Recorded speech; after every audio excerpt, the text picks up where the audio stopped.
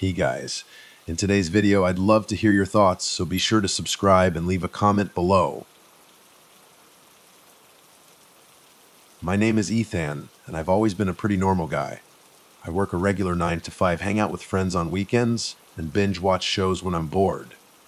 Nothing too exciting, you know. But lately, things have been off. Really off. It started about a week ago. I began having this dream. It's always the same. I'm in my apartment, but it's darker, colder somehow. Like the air itself is heavy. And there's this shadow in the corner of my bedroom. Just a dark shape, you know. But it feels wrong. Like it shouldn't be there. In the dream, I can't move. I'm just standing there, frozen, staring at this shadow. And it starts to shift. Slowly at first, like it's unfolding itself. Gets bigger, taller, and the darkness seems to deepen around it. It's hard to explain, but it's like the shadow is swallowing the light in the room. The worst part is the feeling, this crushing sense of dread, like something terrible is about to happen, something unavoidable. My heart pounds in my chest, and I can feel sweat dripping down my back even in the dream. And then, just as the shadows seem to reach out to touch me, I wake up. Heart racing, sheets soaked, the whole 9 yards. I usually just chalk it up to stress, maybe too much caffeine before bed. But it's been every night. The same dream, the same shadow, the same terrifying feeling. Last night was worse, though. Much worse. In the dream, the shadow was closer. It was bigger, too. It wasn't just a shape anymore. It started to have features. Long, spindly limbs that seemed to writhe and twist, and a head sort of... just a darker patch at the top, but I could feel it watching me. Those dream eyes, you know. Even though I couldn't see them, I knew they were there, fixed on me. This time, when it started to move, it wasn't just shifting, it was gliding. Smoothly, silently, across the floor towards me. The dread was almost unbearable. I wanted to scream, to run, but I was still frozen just like before. And then it spoke. Not with a voice, not really. More like thoughts pushed directly into my head. Cold, sharp thoughts that made my blood run cold. "You're next," it whispered, or thought, or whatever. "It's time." That's when I woke up, gasping for air, heart hammering like it wanted to break free of my ribs. I sat up in bed, drenched in sweat, and stared into the corner of my bedroom. And for a second, just a fleeting second, I could have sworn I saw it. A flicker of darkness, a shift in the shadows, right there in the corner. Then it was gone. Just my normal bedroom, bathed in the pale light of the street lamp outside. I told myself it was just my imagination, just the dream messing with my head. But I can't shake the feeling that the shadow is real, that it's not just in my dreams anymore, that it's here in my apartment waiting for me. I'm going to try and get some sleep tonight, but honestly, I'm terrified of what I might see in the shadows this time, and even more terrified of what might be waiting for me when I wake up. I tried to stay up as late as possible. Figured if I was exhausted enough, maybe I'd sleep through the dream. Yeah, right? Didn't work. As soon as my head hit the pillow, bam, I was back in that dark, cold apartment. The shadow was there, of course, but it was different again, even more defined. The limbs were longer, thinner, like spider legs almost, and the head, it was starting to take shape. Still just a darker patch, but now I could see something like a jawline, a hint of a nose. It was becoming human-ish, but twisted wrong. It was closer to the bed this time, standing right at the foot of it.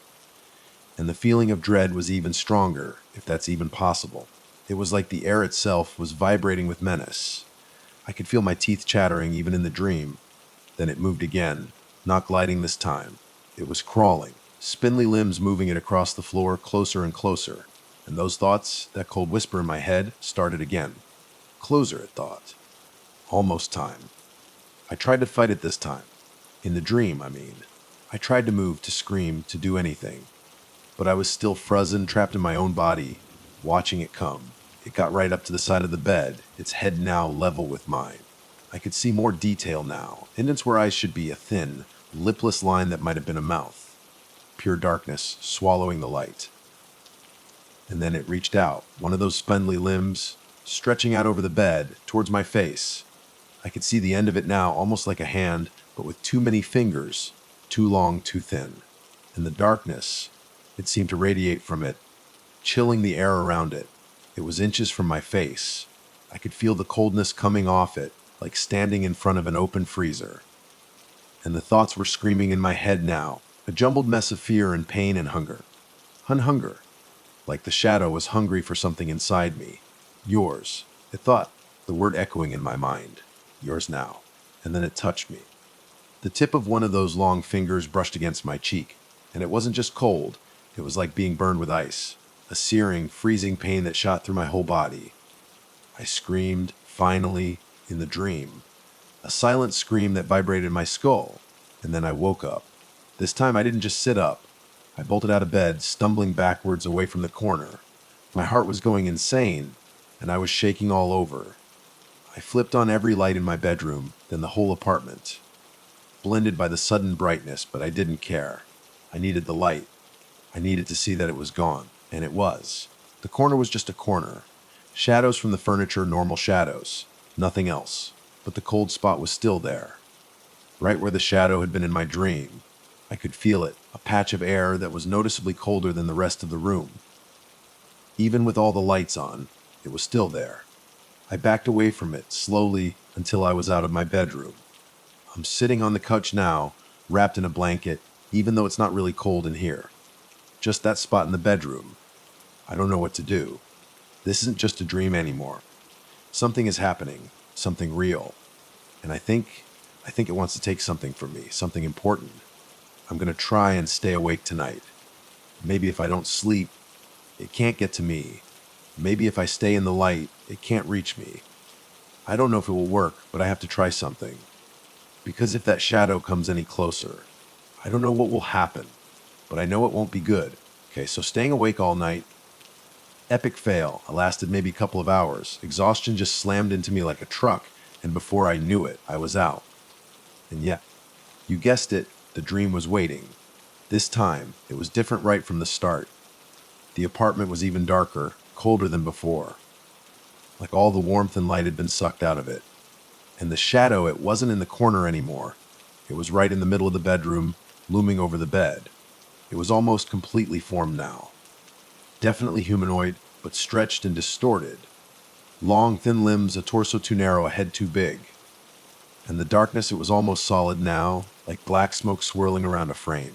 I could see those eye indents clearer now, and that lipless mouth was wider, stretched into something like a grin. A terrifying, hungry grin.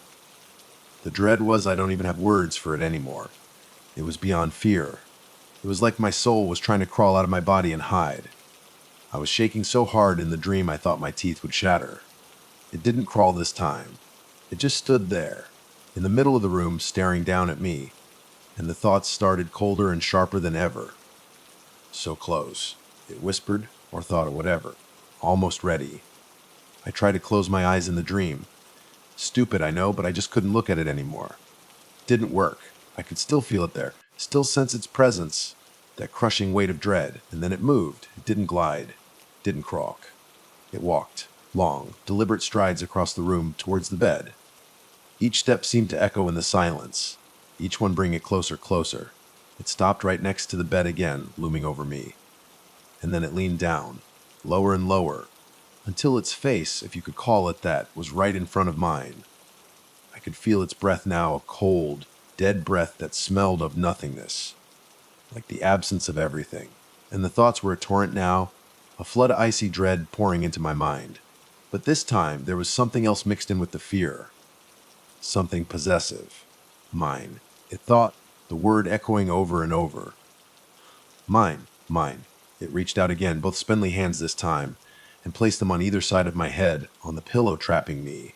I was completely helpless, staring up into that dark, twisted face, feeling that cold, dead breath on my skin. And then it leaned in even closer, its mouth opening wider, wider, until it was a gaping maw of darkness. And I knew, somehow, what it wanted. It wanted to take something from me, my life, myself. I didn't care, just wanted it to stop. And then it started to lower its face, that gaping maw coming closer, closer to mine. I closed my eyes, waiting for I don't know what. Pain, oblivion. Just something. And then nothing, silence. The cold breath was gone. The crushing dread lessened, just a little. I opened my eyes slowly, terrified of what I'd see. And it was gone. The shadow was gone. The dark apartment was still dark, but normal dark. Bedroom dark. Not that dark. I sat up, heart still hammering, but not as bad as before. The cold spot was gone too, just normal air temperature. I looked around the room, every corner, under the bed and the closet. Nothing, just my normal messy bedroom. I got out of bed slowly, cautiously, walked around the room, touched the walls, the furniture. Everything felt normal, relatively normal anyway. Considering, I don't understand. Was it gone? Did it just leave?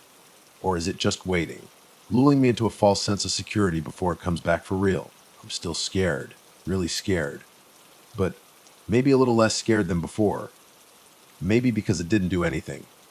Maybe because it just stopped. I don't know what to think. I don't know what to do. But I know one thing. I'm not sleeping in my bedroom tonight. Kutch it is. And maybe I should try to find out what the hell is going on. This can't just be nothing, right? Alright, so name's Ethan. I'm 35, and this whole messed up thing went down back in September of last year, 2023. Picture this middle of nowhere, deep in the swamps of Tate's Hell State Forest in Florida. Yeah, Tate's Hell. Even the name sounds creepy, right? I went there to disappear. Plain and simple. 10 years in the slammer does things to you. After all the crap I did, and all the crap that was done to me, I just wanted some freaking peace. So I built myself a shack, miles off any trail, surrounded by these spooky looking cypress trees that whisper in the wind, and black mud that stank like, well, death. Most folks wouldn't last a day in that place, but me. Isolation was exactly what I was after. The cabin was a dump, honestly. One room, bunk bed, rough-hewn kitchen counter, and a wood stove. Walls were paper-thin, barely kept out the bugs, let alone the humidity. Originally, I was thinking tent, but then I saw the locals' gators, snakes that could drop you with one bite, and mosquitoes the size of my thumb. Nope. Needed something tougher. By the time I actually moved in, the cabin had a leaky roof, warped floorboards, and zero electricity. But hey, it was mine. And I had Rex, my dog. Big black mutt, part lab, part who knows what, and loyal as hell. First few days were almost peaceful. Spent my time fishing, catching rainwater in barrels, trying to get some kind of routine going. Rex seemed to be adjusting okay. He'd sniff around the trees, then just freeze, give me this look like, "You sure about this, dude?" I'd just laugh it off. We were out there to be free, right? After 10 years behind bars, any place without fences was paradise. Day 4, that's when things started to get weird. I was chopping wood behind the cabin, and Rex starts whining. I turn around, and he's pawing at the ground near this dead cypress stump. Curious, I guess, I started digging in the loose dirt. And that's when I found them. Old bones. Most looked like animal bones, whatever, swamp critters, right? But one wasn't. It was a femur, no mistaking it, human femur. Too long, too thick to be anything else. I remember just standing there, holding this bone in my hand, and this chill just creeps up my spine even in that crazy Florida heat. I should have packed it in then. Just left, but I'm stubborn C. Could have been anything. Accidental burial, old grave. This place had a dark name for a reason, Tate's Hell. Some story about a dude getting lost, screaming about seeing the devil. Just a story I told myself. Bones in the ground. Didn't scare me. I dropped the femur back in the dirt, walked away. But Rex, he kept his distance from that spot after that. Like the ground itself was messed up. A few nights later, I'm half asleep in my bunk when I hear it, footsteps. But not the scampering of raccoons or the heavy slosh of a gator. These were soft, shuffling steps circling my cabin.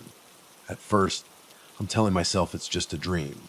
Swamp playing tricks on my ears, but then Rex starts growling. Low, deep rumble in his chest. That snaps me awake for real.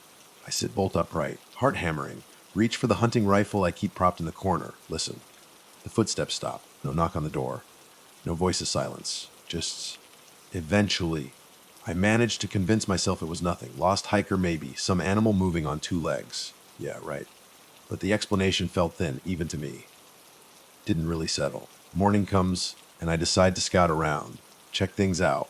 Found no tracks, no sign of a campsite, just this weird pattern in the dirt, like someone had taken a branch and just dragged it in a circle around my cabin. Made 0 sense, but I chalked it up to swamp weirdness.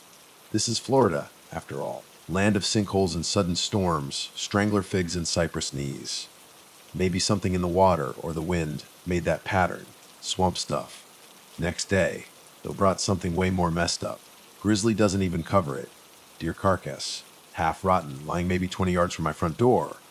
Its chest ripped open. Ribs splayed out, jagged. I've hunted deer before. Know how to field dress an animal. This was nothing like that. Looked like something had burst out from the inside. Jagged tears in the flesh. And the stench. Man, it turned my stomach. Rex went ballistic, barking his head off at it, then just refused to go anywhere near it.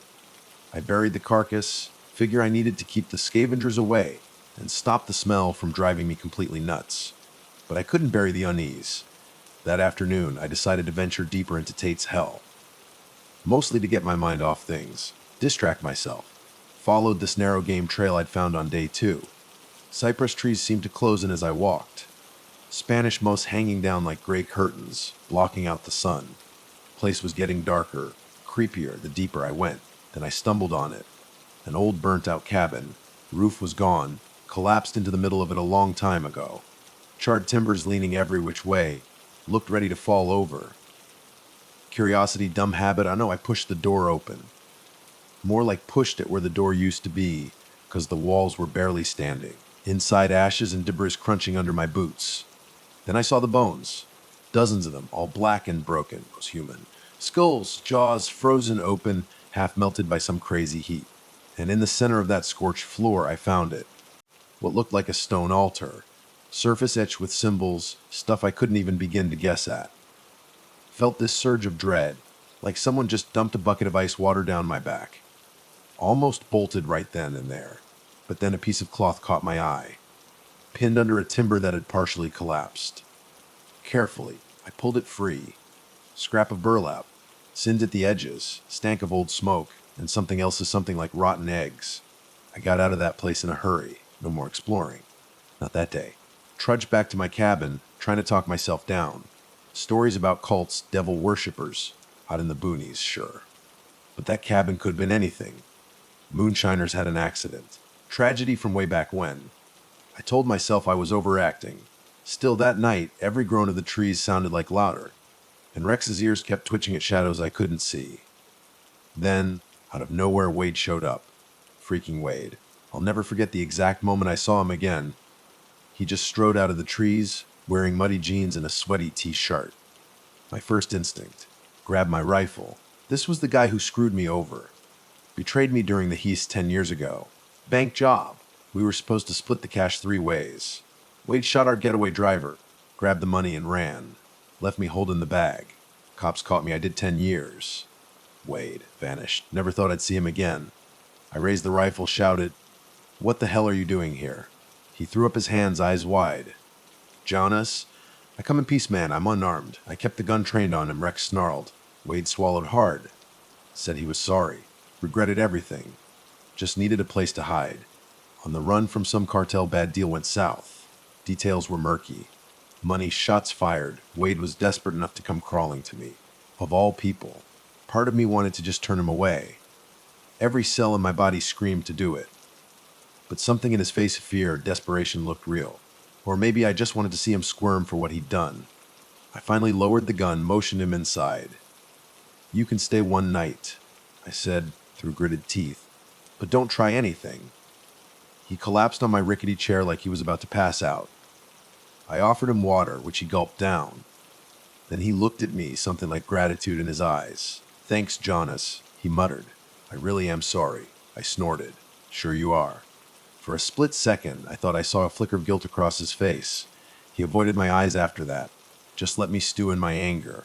That evening, we barely spoke. Wade passed out early. I lay awake, studying him by lantern light, remembering the betrayal. Resented him, yeah. But I wasn't a murderer, criminal history or not. Wasn't interested in tying up loose ends with a bullet. In the end, I just wanted to be left alone. Next morning, Wade wakes up screaming. Blood enough to make Rex jump. I rush over and his eyes are rolled back in his head, mouth moving like he's speaking in tongues. Rex is barking at him, hackles raised, going nuts. Then, just as quick as it started, Weed's eyes flutter open.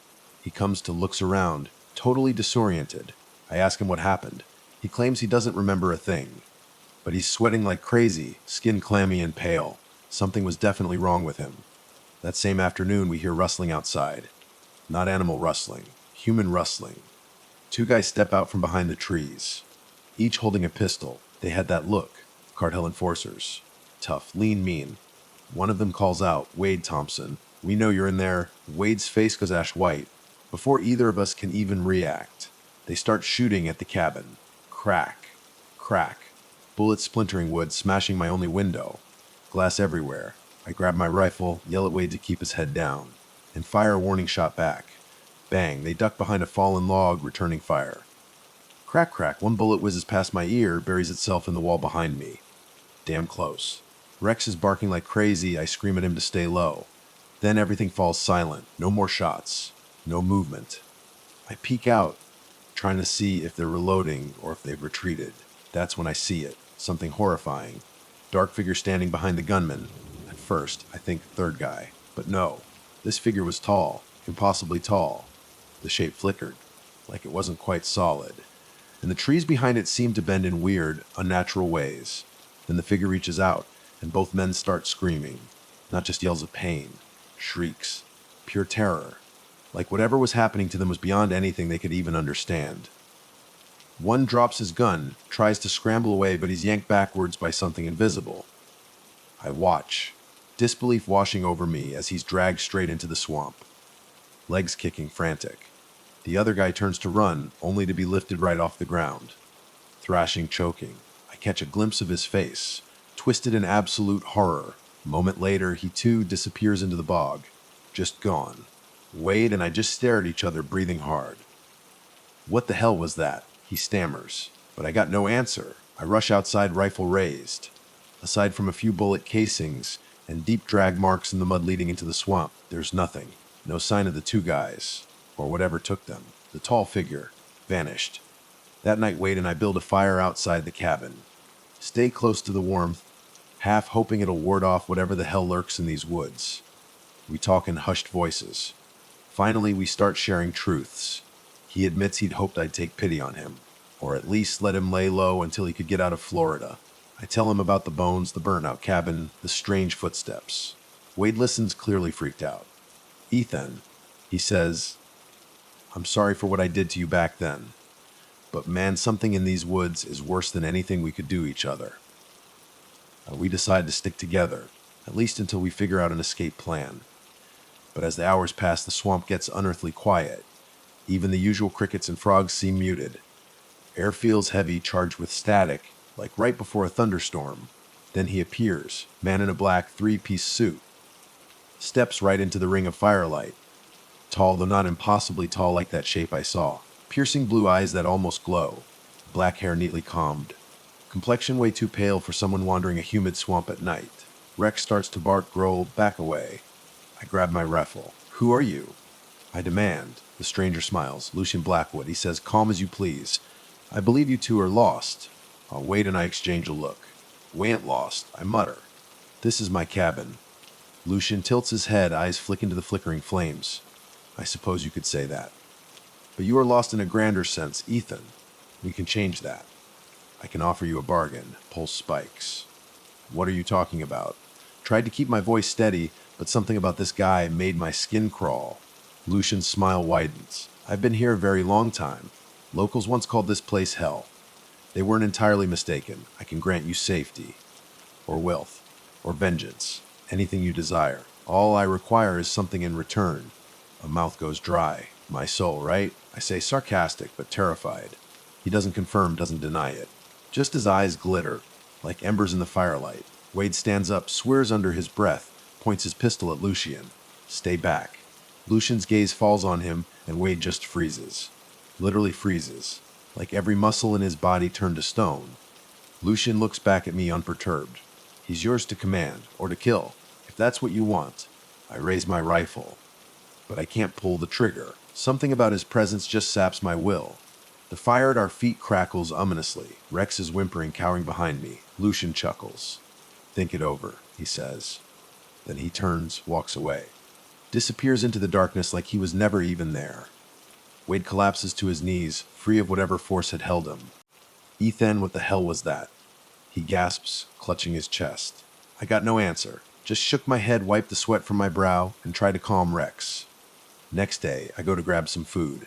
Find my food supply trashed. Bullet cans rusted and leaking. Dried goods covered in mold. Made no damn sense. I'd eaten from some of those cans just the night before, and they were fine then. Wade starts accusing me of messing with him. I tell him I didn't touch his crap. Then we hear it. Low guttural growl from inside my cabin. We rush in, rifles raised, ready for anything. Nothing. Just nothing. Same suffocating air. Lingering odor of sulfur, faint but there. Tensions are sky high. Wade's complaining about nightmares. Every time he closes his eyes, he says he sees black flames, hears mocking voices. I wanted to pack up, leave. But going deeper into the swamp without a plan, suicide. That night, I'm out chopping wood near the tree line, trying to clear my head. Hear a strangled cry from inside the cabin. Wade. I rush back, rifle in hand. See Wade standing over a body. A motionless body of one of the cartel enforcers. The guy from yesterday. How the hell? Maybe he never really left, throat slashed, eyes rolled back in his skull. Wade's face is twisted in horror. I didn't mean to, he shouts. I swear I didn't mean to. Then Wade doubles over, skin turning ashen. He's writhing on the floor, lips moving but no sound coming out. Silent agony. Then he raises his head, and his eyes, they're pitch black. Completely black. Ethan, he rasps. But it's not just Wade's voice, it's layered. Other voices mixed in. Men, women, children, all speaking at once. He accepted the price, it says. Then Wade looks at me and grins. I notice his hands, seared with black marks, like burnt by some invisible flame. Realization hits me like a punch to the gut. Lucian, he's possessed Wade. Possessed, Wade lunges at me, driving me back against the wall. Rex throws himself into the fight, snarling, biting Wade's arm. For a moment, the blackness in Wade's eyes flickers, like he's struggling inside. Then he shoves Rex away, leaving a scorched handprint in the dog's fur. Smells like burnt hair. I grab the rifle by the barrel, smash the butt against Wade's skull. He staggers, howls. That inhuman chorus pouring from his mouth. I seize the chance, drag him outside, toss him down into the dirt. That's when Lucian appears again. Steps out from behind a tree. Looks almost pleased. He's mine now, Lucian says, tone smooth as silk. I level the rifle at him, fear knotting my stomach. Let him go. Lucian spreads his arms. Make me a better offer, Ethan. Otherwise, his soul is forfeit. I consider shooting him. But Wade's convulsing on the ground, drooling black bile. I can't just leave him like that. Despite everything he'd done. Then the edges of the forest light up. Orange flames flicker among the cypress trees, like the swamp itself has caught fire. Heat intensifies. I can smell the smoke. Wade rises to his feet, eyes still black, looks at Lucian, who nods. Wade lunges at me again. We struggle. But I manage to slip free. Rex barks savagely. That split-second distraction gives me time to punch Wade in the jaw. He stumbles backward, right into a surge of flames that erupts from the swampy ground. For a second, he's visible, screaming in agony, the blackness lifting from his eyes. Then the fire consumes him. He collapses, wreathed in unnatural flames.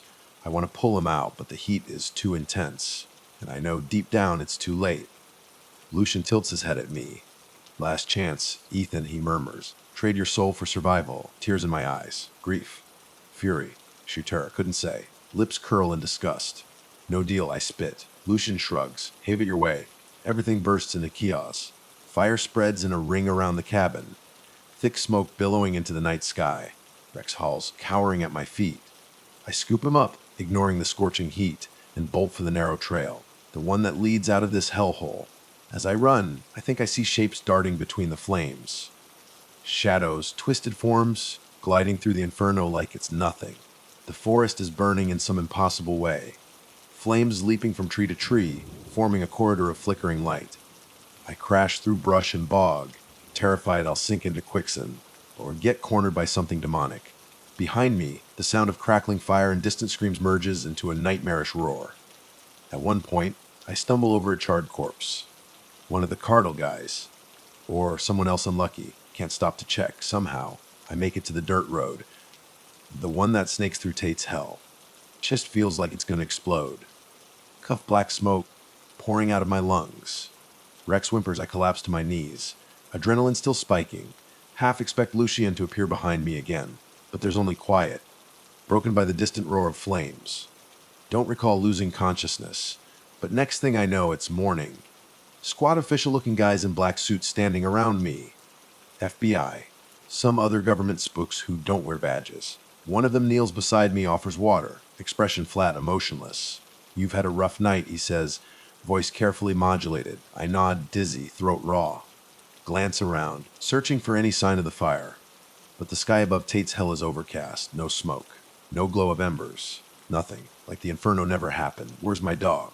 I croak. The guy points. Rex is lying a few yards away, panting but alive. Relief floods me. Then the man in the suit hands me a slip of paper. Sign this, he says. Statement that you were never here, that you saw nothing. We'll provide medical care, assistance relocating. I stare at him. Surge of anger. Never here. What about the bodies? The bones, the burnt cabin. He cuts me off with a raised hand. There are no bodies, Mr. Ethan. We did a thorough sweep. No sign of your friend Wade Thompson. No sign of anyone else.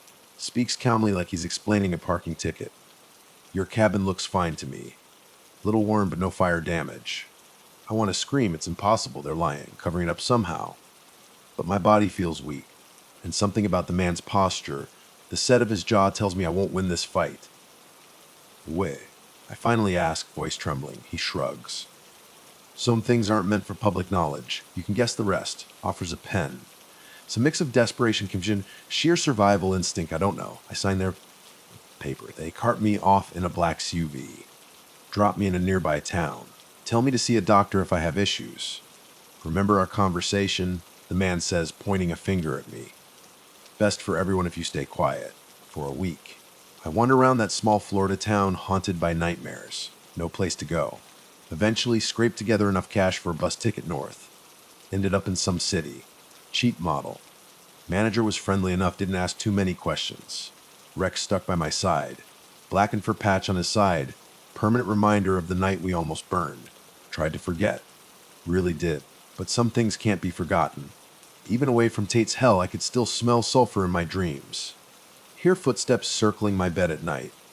Then one evening, I came back from buying groceries. Business card sitting on the motel table. My door had been locked. Card was simple. Black and white. Lucia Blackwood. Deals made. Prices paid. I stared at it, heart pounding. Electric light overhead flickered once. In that flicker, I caught sight of a tall shadow behind me in the mirror. By the time I spun around, I was alone. A voice, barely more than a whisper, seemed to linger in the silence. Are you ready to beg? Wanted to scream, but no sound came out. Sank onto the bed, trembling. Card clenched in my fist. Remember the government agent's words. The hush of the burning swamp. Wade's last anguished scream. Thought about how easy it would be to give in. Make a deal. Maybe even get a normal life out of it. Then Rex pressed against my side, whining softly. And I remembered the price. No, wouldn't beg. Not yet. Still had enough fight left in me to resist. But I'd learned one harsh truth in the blazing depths of Tate's Hell. The devil walks among us. And he's always willing to bargain. And if he hasn't claimed your soul yet, it's only because he's waiting for you to crack. To be desperate enough to make the same mistake Wade did. That's my story. Believe it or don't. All I know is I'm still looking over my shoulder. Because if Lucian Blackwood wants my soul, he'll come calling again. And next time, there might not be a way out. My name's Ethan. I'm 29, and what I'm about to tell you happened back in June of 2023. If you're reading this, it means someone out there is still interested, or at least curious enough to dig for the truth. Before I get started, you need to know this all went down in the middle of nowhere, in the Navajo Nation desert in Arizona. And whether you believe me or not, I swear every word of this is real. I've got the scars inside and out to prove it. I'm a travel blogger, see. People pay me to go to places way off the map, sleep under the stars, and basically make content that makes them feel like they're right there with me. Amazon jungles. Done it. Nordic fjords by kayak. Check. African savannas on foot. Been there. But the American Southwest, man, that place always had this pull on me. Maybe it's the massive sky, or the red rock stretching forever. Maybe it's just the way the desert feels like it's holding on to secrets for centuries. This time, though, the desert covered up a secret that's been messing with my head ever since. I talked my best friend, Liam Orga, into coming along as my guide. He was 32, half Navajo on his mom's side, and spent a lot of his childhood on the res. Even though he'd been bouncing around jobs for years, he still knew that land better than anyone I've ever met. Liam was the kind of guy you'd want with you if things went south, totally grounded, rational, and fearless when it came to surviving. Plus, we'd done trips like this before. We trusted each other with our lives. At least we did until everything went to hell. We were planning to camp for a week in this spot that the locals whispered was cursed. For my job, cursed is gold. Curse means viewers, clicks, comments, all that good stuff. But Lamb was uneasy about it from the jump. He kept saying we needed to pay our respects, ask permission, something like that, before we even thought about heading out there. Typical me, I just brushed it off, adrenaline already pumping at the thought of checking out some spooky legends. If I just listened to him, maybe things would have gone down different. We drove out from Flagstaff in my old Jeep Wrangler, deep into Navajo Nation. Our destination was about an hour from any paved road. The gravel track took us through messes and dry washes, across these dusty plains covered in sagebrush. We finally rolled into this tiny outpost, planning to load up on water and any last-minute supplies. That's where we met Nathan Yazzie. Nathan was maybe 40, lean, with these deep lines etched across his forehead. Wide-brimmed hat, flannel shirt, even in the heat. He just seemed to appear out of nowhere while we were checking the Jeep's tire pressure. I looked up and bam, locked eyes with him. He was standing right at the edge of the gas station awning, half in shadow. "You folks heading out to the deep desert?" he asked. His voice was rough, and he spoke real slow, like he was weighing every word. Liam shot me a quick, wary look, then nodded. "We're camping for a bit," he said carefully. "Doing some filming." Nathan's eyes flicked to me, then back to Liam. "You know about the stories, right? That area's no good. People go missing out there." Missing how? I jumped in, leaning forward. I could practically hear my camera in my bag, just itching to get rolling. Nathan just shrugged. "If you don't know better, that's the way it is. But I can show you a safer route, if you're set on going." He paused, lips pressed together. "It'll cost you a bit. Gas money at least." My gut reaction was suspicion. This guy was screaming opportunist, probably trying to play on tourist jitters to make a quick buck. But Liam, ever the diplomat, just smiled politely. "We'll talk it over with my friend. Give us a minute." We stepped away, talking in hushed tones. Liam said Yazzie was a common last name around here, but something about the guy's vibe was off. Me, though, I was intrigued. If Nathan wanted to guide us, that could actually be a plus. We had a rough map, but local knowledge never hurts. We ended up deciding to take him up on his offer, but we agreed to stay on our guard. Nathan hopped into this beat, up old pickup truck, and waved for us to follow him deeper into the desert. The rest of the day was just a blur of bouncing around, the Jeep's suspension groaning over every rock and dip. Flat desert in every direction, dotted with low bushes and the occasional twisted juniper tree. The summer sun was brutal, heat waves shimmering off the horizon. After about an hour, the truck pulled off the main track and parked near a dry wash. We got out. The silence was eerie, just the wind, nothing else. No birds, no insects. Felt like the land was holding its breath. Nathan came over, lit a cigarette. "This is as far as I go," he said, voice low. "Stories say if you go beyond that wash, you're on cursed land. People vanish out there." My heart started pounding, but it was excitement, not fear. "You mean stories about skinwalkers?" I asked, trying to sound like I was half laughing just to hide my nerves. Nathan didn't crack a smile. "You laugh now, but a skinwalker ain't no joke. If you see one, it's too late." He took a drag of his cigarette, eyes flicking over to Liam. "If you hear your name in the wind, do not follow. And if you see a coyote with human eyes, you run." I was about to say something dismissive, but Liam cleared his throat, stepping a little closer to me, like he was trying to shield me. "We appreciate the warning," Liam said, then paused. "How do we pay you?" Nathan waved a hand. "Drop $50 in my truck. Then do me a favor, if you see anything at all. You remember what I said?" He turned and rummaged around in his truck, then pulled out a small black bag. "Take this too." He tossed the bag to Liam. "Protective herbs, used by medicine men. Might do some good." Inside was dried sage and some other plants I couldn't ID. Liam actually seemed grateful, but I just rolled my eyes. Still, I wasn't going to be rude to the guy. I quietly handed him the cash, and we said our goodbyes. He climbed back into his pickup, and just like that, he was gone in a swirl of dust, leaving us completely alone. Ready for this? Liam asked, a hint of doubt creeping into his voice. Born ready, I replied, even though my stomach was doing flips. We set up base camp right there near the wash, figuring we'd explore deeper the next day. Plan was to get some sunset footage, maybe try a spooky night shoot, typical blogger stuff, playing up the local legends. Sunset in the desert was insane, just spectacular. Sky turned pink and orange like something out of a movie. But as the light faded, this unsettling stillness just took over. We ate a quick dinner of canned chili, then sat by the fire. I pulled out my camera, recording a segment about the day's journey, ending with a whispered, "Tomorrow, we discover if the legends are real." My voice cracked a little, giving away how nervous I actually was. Liam was quiet, just staring out into the darkness beyond our campsite. Night fell hard. Moon came up this pale disk that threw these ghostly shapes across the sand. After a while, we crawled into our tents, pitched them close together. In the silence, every little noise outside sounded amplified. Wind whispered through the scrub, branches rattled now and then. Sometime later, I drifted into this really uneasy sleep. Then bam, I jolted awake. Sound of footsteps like slow, heavy crunches. For a second, I thought it was Liam walking around, but these steps sounded heavier, slower. My mind went wild. Wild animal, coyote. I just lay there, heart hammering, listening. But the noise just faded away. I checked my phone. Just after 3:00 a.m. Didn't have the guts to poke my head out, so I just lay there, eyes wide open, until the first hint of dawn. When I finally unzipped my tent and crawled out, Liam was already up, rummaging through his gear. He looked wiped out, dark circles under his eyes. "Did you hear anything last night?" I asked, rubbing the sleep out of my own eyes. He just gave a short nod. Footsteps. "Right. Yeah."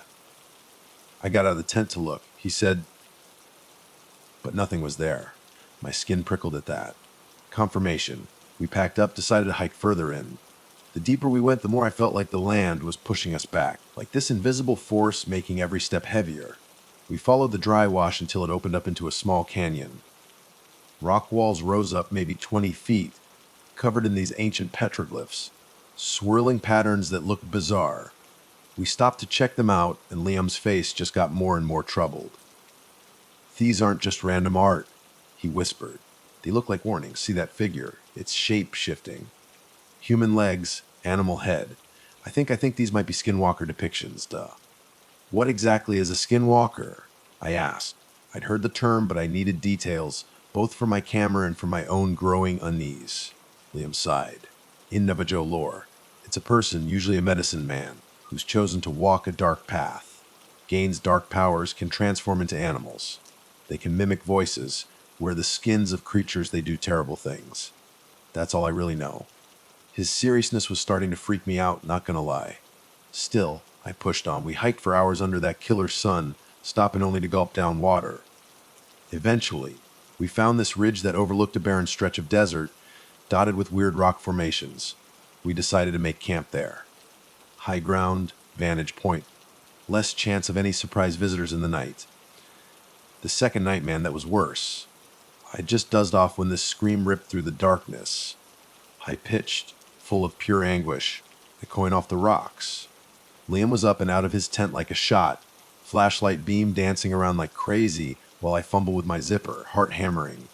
Outside, the desert was dead silent again. We found nothing. No footprints, no sign of a struggle, nada. But that scream, it just kept playing in my head. So much terror, so much pain in it. I tried to tell myself it was an animal. Mountain lion maybe. But I've heard cougar screams before, and this sounded human. Unmistakably human. Next morning, we pushed on further along the ridge. That's when we stumbled on it. The rusted-out skeleton of a truck.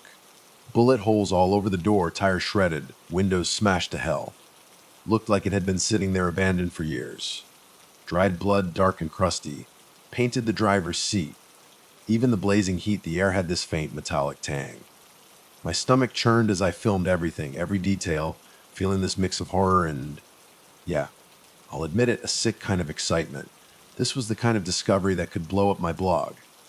But at what cost, Digging around, We found this tattered journal shoved under the passenger seat. Pages yellowed, handwriting all slanted and shaky. The entries, they were messed up. Talked about a family that had gone missing in the area. Strange lights at night. Halls that sounded like someone calling their names. The last entry of it just cut off mid-sentency. I see it now. God help me. It has my fit has my. That was it. Has my what? I whispered, dread washing over me. Liam and I just stared at each other. Neither of us had an answer. Standing there, the echo of that scream from the night before just replayed in my head, like the desert itself wanted me to remember it. Maybe those were the last moments of whoever wrote that journal. Just terror. Terror I couldn't even wrap my head around. We decided right then we needed to head back to the Jeep. Safety first, right? But fear sharpens your senses, man. Every scrub bush seemed to twitch in the corner of my eye. Every rock, every shadow felt like it could be hiding something, someone. Sun was setting by the time we got back to our original campsite near the wash. Plan was to cut our losses, drive back to civilization first thing in the morning. Enough content, I told myself. Enough spooky vibes for one trip, even if it meant leaving with more questions than answers. As dusk settled, I saw dust kicking up in the distance. Someone was driving towards us. Liam tensed up, hand going to the hunting knife on his belt. Then we both let out a breath when we saw the beat-up pickup. Nathan. He climbed out, wide-brimmed hat pulled low. "You're still here?" he asked, like he couldn't believe it. "Thought you'd have left by now." "Why would we leave?" I shot back, maybe a little too defensively. "What's going on?" Nathan just stared at me, eyes filled with something pity, dread. "I've been tracking something," he said. "There's a cave system near here. Old ruins. That's where it nests." My skin prickled all over. "It?" I asked. He nodded, grim-faced. The skinwalker, or what's left of the man it once was. This was too perfect.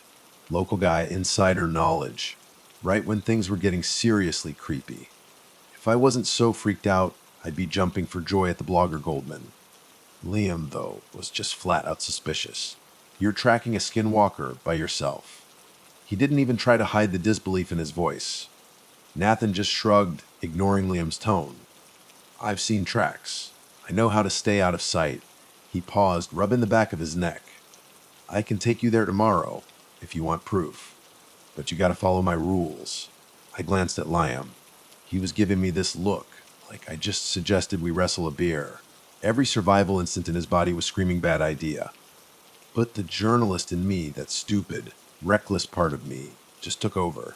"We'll go," I said, ignoring Liam's tight-lipped glare. We built up the fire, and Nathan sat with us, fiddling with the ash of a half-smoked cigarette. He started laying down the rules. Don't call each other's names in the dark. No whistling. And never acknowledge any voices that don't come from us. "They lure you," he said, voice low and serious. "The moment you respond, they got a thread linking them to you. And once they got that thread," he made this snapping motion with his fingers. I tried to act cool, but inside I was just a knot of nerves. Sleep came in fits and starts. Sometime after midnight, I heard this rustling, then Liam's voice quiet but urgent. "Ethan, wake up." I froze. Don't respond to voices in the dark. Nathan's warning slammed into my head. My heart was pounding in my chest. Could the skinwalker mimic Liam's voice? "Ethan." The whisper was closer now. I unzipped my tent just a crack, peering out. Liam was crouched by the dying embers of the fire, flashlight in hand, beckoning me over real quiet. I slipped out, double-checking it was really him. His eyes were wide, face drawn. "Nathan's gone," he whispered. "Nathan's gone," Liam whispered, and that just sent a fresh wave of ice through my veins. Sleeping bags empty. Footprints leading away from camp. We grabbed our flashlights and followed the tracks in the moonlight. They led us to this small clearing, maybe 50 yards from the fire pit, and then the tracks just stopped, vanished. But there was something else. A single set of coyote prints, clear as day in the dust, heading off into the darkness. A sick feeling just wormed its way into my gut. Had Nathan just walked off? Or had something else walked off, wearing Nathan's skin? We didn't stick around to figure it out. We hauled ass back to the fire, hearts pounding like crazy. Figured it was safer to wait for daylight. We stayed up the rest of the night, taking turns keeping watch. The silence was heavy. broken only by the wind every now and then. Too damn quiet. Morning finally crawled in, and with it, this grim feeling of determination, maybe. Liam and I had this tense debate about just packing it in, getting the hell out of there. But my stupid curiosity, my pride maybe it was still burning. There's a cave system, I argued. Nethan said so. He might be leading us into a trap. Yeah, but what if he actually needs help? Liam finally caved, after giving me this look that could curdle milk. He thought I was being reckless. Suicidal even. But we set off anyway, heading in the direction Nathan had pointed the night before, following this faint trail around the base of a rocky outcrop. Desert sun was already beating down, cooking us in our own sweat. Around midday we stumbled on it, this wide jagged opening in the side of a cliff, a cave entrance half hidden by these massive boulders. As soon as we got close, the air just changed. Cooler for stale, too. Smelled like damp earth and something else. Something metallic, faintly like blood. I flicked on my flashlight, boots crunching on loose gravel as we stepped inside. First thing I saw claw-like scratches raking down the stone walls. Deeper in, these dark, dried stains that could only be blood. We moved forward, real slow, hearts thumping in our chests. The cave tunnel wound downwards, opening up into this larger chamber. Shaft of sunlight punching through a natural skylight in the ceiling. And that's when we saw them. The remains, bones. So many bones. Animal skeletons scattered all over the place. Yeah, but mixed in human fragments, clothing scraps too. Over in the debris, this battered, cracked phone, way beyond repair. My flashlight beam shook in my hand. Horror just slammed into me. This wasn't just a cave. This was a goddamn graveyard. Then I heard it, a muffled cry. My head snapped up. Over against the far wall, slumped in the shadows, this figure, bound and gagged. A woman. Face gaunt, tears streaking her cheeks. Adrenaline surged through me. Liam and I just rushed over. Wrists tied tight with old rope mouth covered in cloth. We ripped the gag off, cut her loose. She gasped, voice hoarse. "Thank you, please help me." She just clung to us, eyes darting around, terrified. "He'll come back," she whispered. Didn't need to ask who was. The whole cavern just felt heavy, oppressive, like we were being watched from every shadow. Liam hoisted the woman to her feet. I checked her over, weak, dehydrated, shaking like a leaf. She said her name was Maria, kidnapped weeks ago. No idea how long exactly. Her captor, she couldn't really describe him. Sometimes he looked like a man, sometimes like an animal. Sometimes both. We had to get out of there. Plan was simple: get Maria outside, find the jeep, drive straight to the authorities. But as we turned back towards the cave entrance, Nathan was there, blocking our path. Looms out of the shadows, heck on, scalp covered in these half-healed scratches. Eyes they just glinted, unnatural in the dim light. "You shouldn't have come here," he rasped, voice echoing, guttural undertone that made my skin crawl. "Not after I warned you." Liam stepped in front of me, shielding me, and Maria, fists clenched. "What do you want, Nathan?" Nathan's lips just peeled back in this nasty snarl. "I want you gone." He started moving towards us real slow, but first payment. For trespassing. For interfering. Maria whimpered, pressing herself behind me. I was shaking so bad I could barely hold the flashlight steady. Nathan, or whatever the hell was controlling him, just lunged. Liam met him head on, grappling, fighting in the flickering flashlight beam. Nathan's strength was unreal. He twisted, broke free, sent Liam flying in the rocky wall. I heard Liam grunt in pain, then this sickening crack as his arm bent all wrong. Instinct took over. I swung my flashlight hard, right at Nathan's head. Barely phased him. He just turned those wild eyes on me. But in that split second, Maria found something in her. Courage, maybe. She grabbed this rock, good-sized, and just slammed it against the side of Nathan's skull. He stumbled, hissed like an animal. I grabbed my chance, yanking Liam up, his arm just hanging limp, clearly broken. Together, we helped Maria scramble past Nathan, who was still on the ground, groaning. We ran. Hearts in our throats, deeper into the cave system. Counterintuitive, yeah, but it was the only direction away from him. Panic just surged as we plunged deeper into the cave. Twisting tunnels all around us, each one darker than the last. Our flashlights flickered against damp walls, showing us more bones, more horrific evidence of what had been happening in this place. We squeezed through this narrow passage, led us to a subterranean chamber. My flashlight beam caught these swirling symbols painted in red on the walls and floor. Stench of decay was just overwhelming. We only realized we'd screwed up when we heard footsteps echoing behind us. We'd cornered ourselves. Only way out was back the way we came, or so we thought. Then, in one corner of the chamber, I saw it. A cramped tunnel maybe half our height, leading into pitch black. No other choice. We squeezed through, dragging Liam, who was barely conscious, and Maria, who was just shaking with terror. That tunnel opened into another space, smaller, but with cracks in the walls. And through one of those cracks, daylight. Relief just flooded me, escape route. Maybe. Adrenaline pumping, Murray and I started moving rubble, pulling at loose rocks, trying to widen that opening. After what felt like forever, we managed to make a gap big enough to wriggle through. But just as we were about to climb out, scraping noise behind us. Nathan, or the thing wearing Nathan's skin. He emerged from the tunnel, face all distorted, skin grayish, eyes sunken in. Let out this inhuman screech that just vibrated through the chamber. Maria went first, sliding through the opening. She turned back to help Liam. I shoved Liam's shoulders, ignoring his groans of pain, just forcing him through the gap. Nevin lunged. Felt his fingernails, claws really rake across my shoulder, tearing fabric, tearing flesh. Pain flared, white hot. I bit my lip to stop myself from screaming and shoved Liam out. Then unthinkable. Nathan grabbed Maria's wrist, just yanked her back in the chamber. She screamed, eyes wide, pure terror. I tried to grab her free hand, but he wrenched her away, monstrous strength, her gaze locked on mine for a split second, face twisted in desperate pleading. And then, in an instant, Nathan threw her against the rock wall. The sickening crack that followed bile rose in my throat. Maria's body just crumpled, unmoving. I was next. Nathan, or whatever he was, smiled. A natural curl of his lips, showing teeth way too sharp for any human. Blood seeped from a gash on his forehead where Maria had hit him. He started moving towards me, real slow, savoring my fear. My heart hammered so hard I thought it would burst. He had me cornered. Liam was outside, maybe safe, but definitely in no shape to help. Only thing I could do was scramble backwards, hands searching the floor. Found a loose stone, about the size of a small hammer. As Nevin lunged, I swung, wildly, connected with his jaw.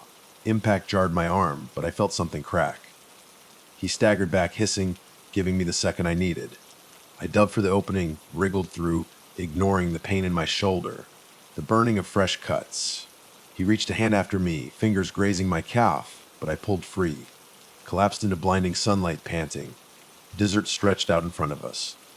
Liam was sprawled on the ground, clutching his broken arm, face a mask of pain. Nathan's shrieks echoed from the cave mouth. I half expected him to crawl out after us, but he didn't. Maybe the sun, maybe he was too messed up. Either way, we were free, for now. Took everything I had to haul Liam to his feet, supporting his weight. Jeep was miles away, back at the wash. Limited water, no real medical supplies beyond basic first aid. But I wasn't going to die out here. Not after that. Hour after brutal hour, we stumbled across the desert. Sun scorching our necks. Wounded shoulder throbbing, dried blood stiffening my shirt. Liam's face was just agony with every step. Twice, he nearly collapsed. Only the thought of that cave, that horror, kept us moving. Late afternoon, we spotted it. The Jeep. In the distance, baking in the sun. Relief washed over me like a cool wave. We rushed as best we could, staggering the last 100 yards. Hands shaking, fumbled for the keys. Got inside, turned the ignition. Thank God it roared to life. Tires spun in the loose sand as we tore away, leaving a cloud of dust behind. Drive back was a fever dream. Vision swimming from dehydration and shock. Lamb was delirious at points, muttering about voices, shapes in the distance. But we made it. Nearest paved road, then to a small clinic near Tuba City. On the res, we burst in bloodied, half crazed, just begging for help. Doctors rushed Liam into a room, setting his broken arm, pumping him full of fluids. Cleaned and stitched my shoulder. Authorities were called. Local tribal officer and surprisingly an FBI agent. Detective Sarah Baines. Stationed in Flagstaff, apparently assigned to missing persons cases in the region. We told them everything. Well, almost everything. Left out the supernatural stuff at first, focused on the kidnapping, the murders, Nathan's involvement. Baines listened, stoic expression. Mid-40s, hair pulled back tight, gaze sharp as she took notes. And you say you found remains in the cave, she asked. Human remains, I emphasized, voice trembling. Many. There was a woman, Maria. We tried to save her, but he killed her. Tears welled up. Memory of that awful crack as she hit the wall just lodged in my brain. Baines nodded slowly, face unreadable. I'll have a team out there tomorrow. She closed her notebook. For now, we'll get you medical attention, place to stay. No energy to argue, no questions. Exhaustion just swallowed me whole. Slumped into an uncomfortable plastic chair in the waiting area. Sometime later, a nurse must have led me to a cot. Dreamless sleep. Woke up early morning. Clinic was quiet. Found Liam in another room strapped to an IV, looked better, though still pale. Sat beside him, laced my fingers through his good hand. We made it, I whispered. We're alive. He nodded, swallowed hard. But that woman, Maria, we couldn't save her. Eyes brimming with tears. Squeezed his hand, not knowing what to say. Guilt gnawing at me. A few hours later, Baines came back. Asked if we felt up to going with her to the site. Bodhi screamed no. Mind still reeling. But I felt this obligation, to make sure the truth came out. That Maria, all the others, got some kind of justice. Liam was in no shape to travel, so he stayed behind, still pretty out of it. I rode with Baines and a couple of her guys in black SUVs. Mood was grim. They asked me to direct them to the cave entrance. Memory was hazy, but I recognized rock formations, guided them close enough to proceed on foot. Weird dread gripped me as we got closer to the cave. Shoulder throbbed under the bandages. Expected a swarm of forensic experts, crime scene tape, official stuff. It's just Baines' two other agents and me. They carried sidearms, that was it. We're going to wait here while you lead us in, Baines announced, tone flat, no room for argument. Wait, what? I frowned, tremor of panic. Lead you in. Why can't you go first? Baines' expression was stony. Because you claim to know exactly where these bodies are. We need a direct route. Something about her demeanor just felt off. Eyes seemed too cold, but I had no choice. As we neared the cavern opening, memories of the horror just surged back. Nethin. The thing that controlled him. Had it fled? Was it waiting inside? Stench hit me again. Flashlight beam danced across the walls, same claw marks.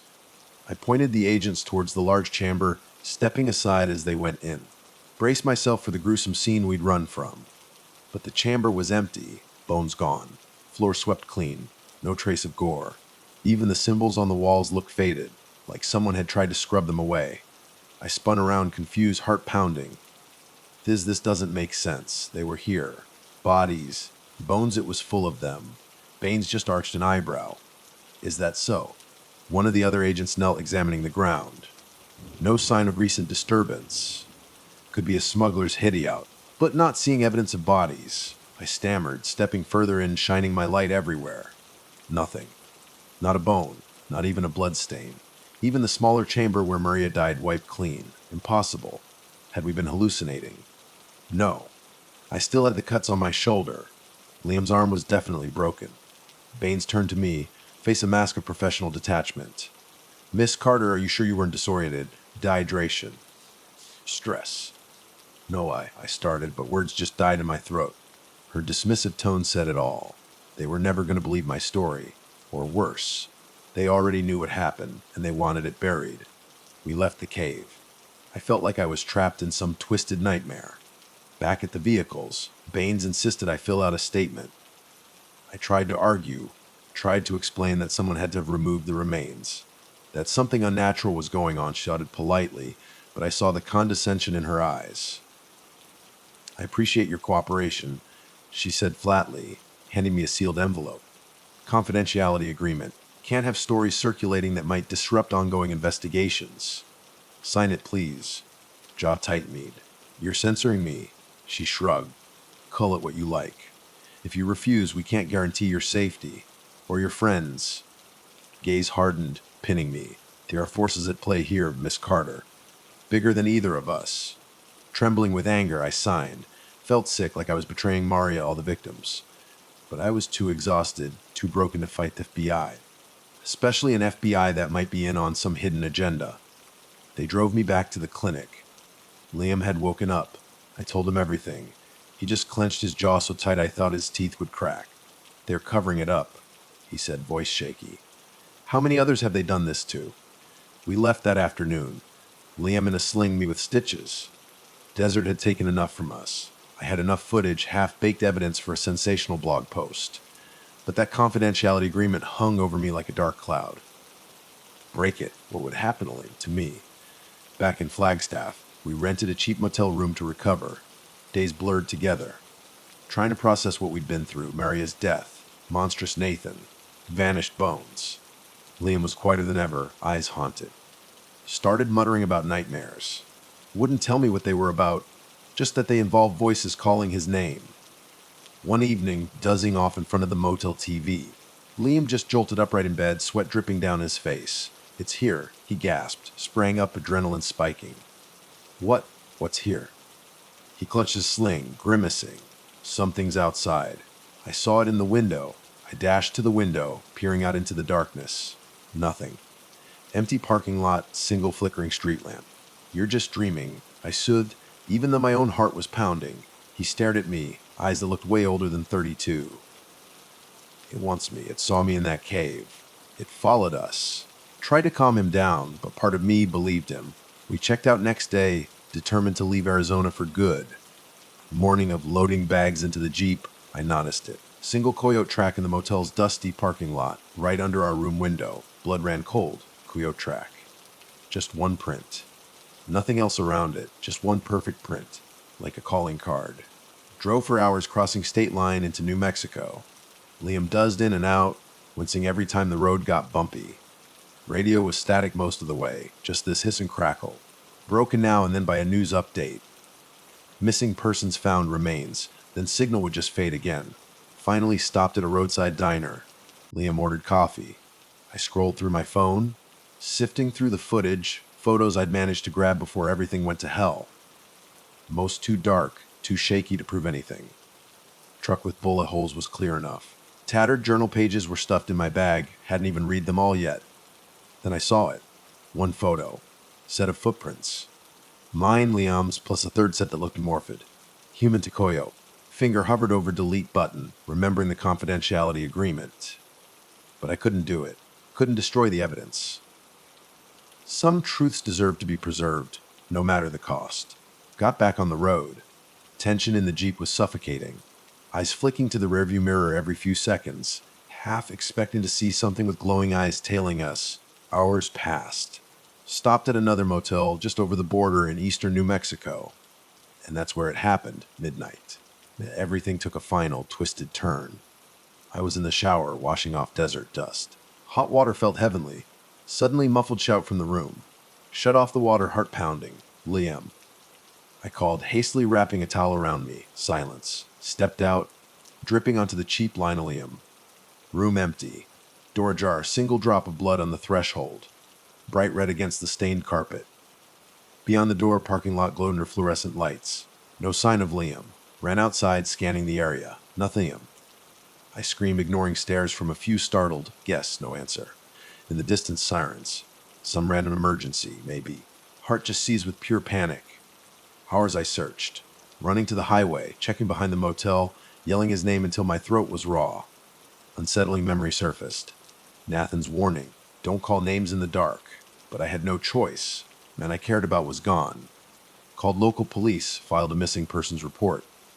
Told them about Liam's injuries, broken arm, how he couldn't have gone far. Asked if we'd been arguing, if he'd run off on purpose, suicidal. No answers, just this consuming dreads. Days turned to weeks. No sign of Liam. No leads. Motel security camera. Mysteriously malfunctioned that night, capturing only static. Police eventually stopped returning my calls. ISIS. My name's Jake Miller. I'm 36, and something messed up happened to me back in July of 2022. Seriously messed up. It's still screwing with my head, to be honest. I told the cops my side of things, but the report they wrote, total garbage. Doesn't even come close to what really went down. Look, I know how this sounds. I don't expect you to believe me, not really. But I gotta get this out there. Record it, Maybe someday someone will actually get what happened out in White Pocket. Used to be a photojournalist. Not some local news fluff guy. I was in the thick of it, man. Conflict zones, war, you name it, years of that. Syria was the breaking point. Came back with PTSD so bad I was hearing mortar rounds in my sleep. Seriously messed me up. So I bailed on that life, turned my camera to something else, landscapes, beautiful, untouched places. Figured maybe nature could fix what were broken me. Stupid, right? Thinking a camera could heal stuff no shrink or pills could touch. But I needed the quiet, the emptiness, the solitude of the real wilderness. That's why I picked White Pocket. It's way out there in the Arizona Strip, practically on the Utah border. Geological freak show, that place. Twisted sandstone formations, swirling patterns in red and orange. Sandy basins that look like the freaking moon. Getting there was going to be rough. Trails known for deep sand, eats up regular cars for breakfast. No cell service, nada. Gotta pack in all your own water, 'cause there ain't any. But I was set on it. Sunset shots, dawn light, starry skies. I was convinced I could nail something epic. Something that'd land me a contract with one of the big nature mags. Got to Page, Arizona a few days before I planned to head out. Did a ton of research, but never actually been to White Pocket. Needed a guide, someone who knew the area cold. Someone who could handle the rough terrain. That's how I ended up hiring Mark Olson. Guy was 39, ex-park ranger. Claimed he'd been guiding tourists and photographers for over 10 years. Reputation for being tough, quiet, unflappable. Perfect. Last thing I wanted was some chatty guide making small talk. I needed someone practical, not a buddy. Night before we left for White Pocket, I was at some dive bar near the hotel, nursing a whiskey. Don't usually drink, messes with my nightmares. But that night I was too wired to just sit alone in my room. That's where I met Leo Svensson. Swedish dude, 27, said he was looking for something exciting. Adrenaline junkie. Drifting around the Southwest in a beat-up van, chasing desert sunsets and slot canyons, anything that gave him a rush. Heard me talking to Mark about White Pocket, eyes lit up. Insisted he wanted to tag along. Said he had enough water and supplies, could handle the desert no problem. I tried to talk him out of it gently. It wasn't some casual hike, but he was persistent. Mark just shrugged, said it was my call. Against my better judgment, I caved. Maybe I was just lonely. Maybe I admired his fearless energy. We set off early next morning, sun barely peeking over the horizon. Mark was driving this beat-up 4x4 truck packed with tents, water containers, our gear. Leo and I crammed in, his excited chatter filling the cab. I mostly just stared out at the desert, letting his voice and the engine rattle kind of numb me out. Still jumpy from the war zones, always scanning the landscape for threats. Dumb, I know. Out in the open desert. But that, I'd soon learn, was my first mistake. Hour or so on the road, we stopped at a supply point near Big Water. Tiny place on the Utah side. That's where we ran into Sam Davis. Tall, lean guy, maybe 43, dusty jeans, pistol on his hip. Eyed us up and down, worry. Mark seemed to know him, but the vibe was tense. Sam asks, "You sure you want to take these folks out to White Pocket? Ain't a good time to be out there." Gives a sideways look at Leo and me.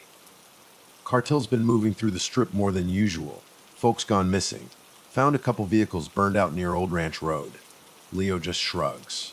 Sounds thrilling. He says way too cheerful. Felt a little chill run down my spine. Heard about smuggling routes through the area, but hadn't really thought about running into anyone. Figured it was just rumors, People always talk about the borderlands like it's the Wild West. Still, Sam's warning got under my skin. He turns to me, looks me straight in the eye, hard stare. "You watch yourself," he says. "And watch your guide. Folks out here got skeletons in their closets." Mark gives him a dark look, doesn't say anything. We topped off our water containers, then headed back onto the rough track south. Another hour of crawling through deep sand, truck bucking and fishtailing, before we finally got to White Pocket. And man, it was even more insane than any photo. Alien landscape, contorted sandstone, swirling ridges of red, pink, creamy white. Sun was high, air shimmering with desert heat. Leo practically leaps out of the truck, phone camera in hand, yelling about how it's the coolest place ever. Mark's face was unreadable behind his shades, but he gave me a curt nod. Took it as a "we're here safe" kind of nod. We pitched camp near a little bunch of gnarled juniper trees, only shade around. Plan was 3 nights. Give me time to shoot sunsets, sunrises, night skies. Water for 4 days, some freeze-dried food. Tents to keep the worst of the desert out. Mark was totally pro about it. Set up his own tent a little ways off from ours. Showed us how to stash supplies so animals wouldn't get into them. Leo was already halfway up a sandstone formation, fearless and agile, taking selfies. Wanted to tell him to be careful, but he seemed so damn confident I just let him go. First day was uneventful, scorching hot though. Spent my time scouting out sunrise spots, studying the rock patterns under the blazing sun. By sunset, the sky was on fire. Pinks, oranges, blending perfect with the marbled formations. Snapped dozens of shots, lost myself in it for a bit. Felt like maybe I was actually finding that healing I came for. Back to camp after dark. Leo lit a little camp lantern. Mark handed out freeze-dried meals. Shoulders were atching, but I was feeling okay. We told some stories around the lantern. Leo talked about backpacking through Europe, hitchhiking across Eastern Europe with basically nothing. Mark quiet as usual. Just mentioned he used to be a ranger at a national park, left under complicated circumstances. Didn't want to get into it. I talked about Syria, vague stuff. Wasn't ready to go deep into that. That night, sleep was crap. Desert got colder than I expected. Wind picked up, whistling over the rocks. Sometime in the night I drifted off, then woke up, standing outside my tent, camera in my hands. Sky was still dark, millions of stars. Sliver of moon barely lighting the rocks. No freaking clue how I got there. Checked my camera roll, couple new pictures, nothing. Black frames, blurry night sky shots. Then, in two of them, faint outline. Looked like a person standing behind Leo's tent. Figure was blurred, like they moved when the shutter went off, or maybe I just shook the camera. Still it messed with me. Shrugged it off as PTSD, some half-asleep haze. But this unease, man, settled right in my gut. Crawled back in the tent, tried to shake it off. Morning came way too soon. Didn't tell anyone about my midnight wanderings. Leo was up before sunrise, perched on a rock, meditating or something. Mark was rummaging through supplies, counting water containers. I lugged my gear to the highest spot I could find, caught the dawn light painting those sandstone waves. Breathtaking. Forgot about the weirdness of the night before, just lost myself in the moment. Back at camp, Leo and Mark were talking about a hike. Deeper into White Pocket. Rumor of some formation shaped like a broken spiral. Leo wanted to see everything. Mark looked hesitant, muttering about getting lost easy, sandstone messing with your head. But Leo was hyped, and honestly, I was kind of drawn to the idea of getting a unique shot. So around midday, we set off.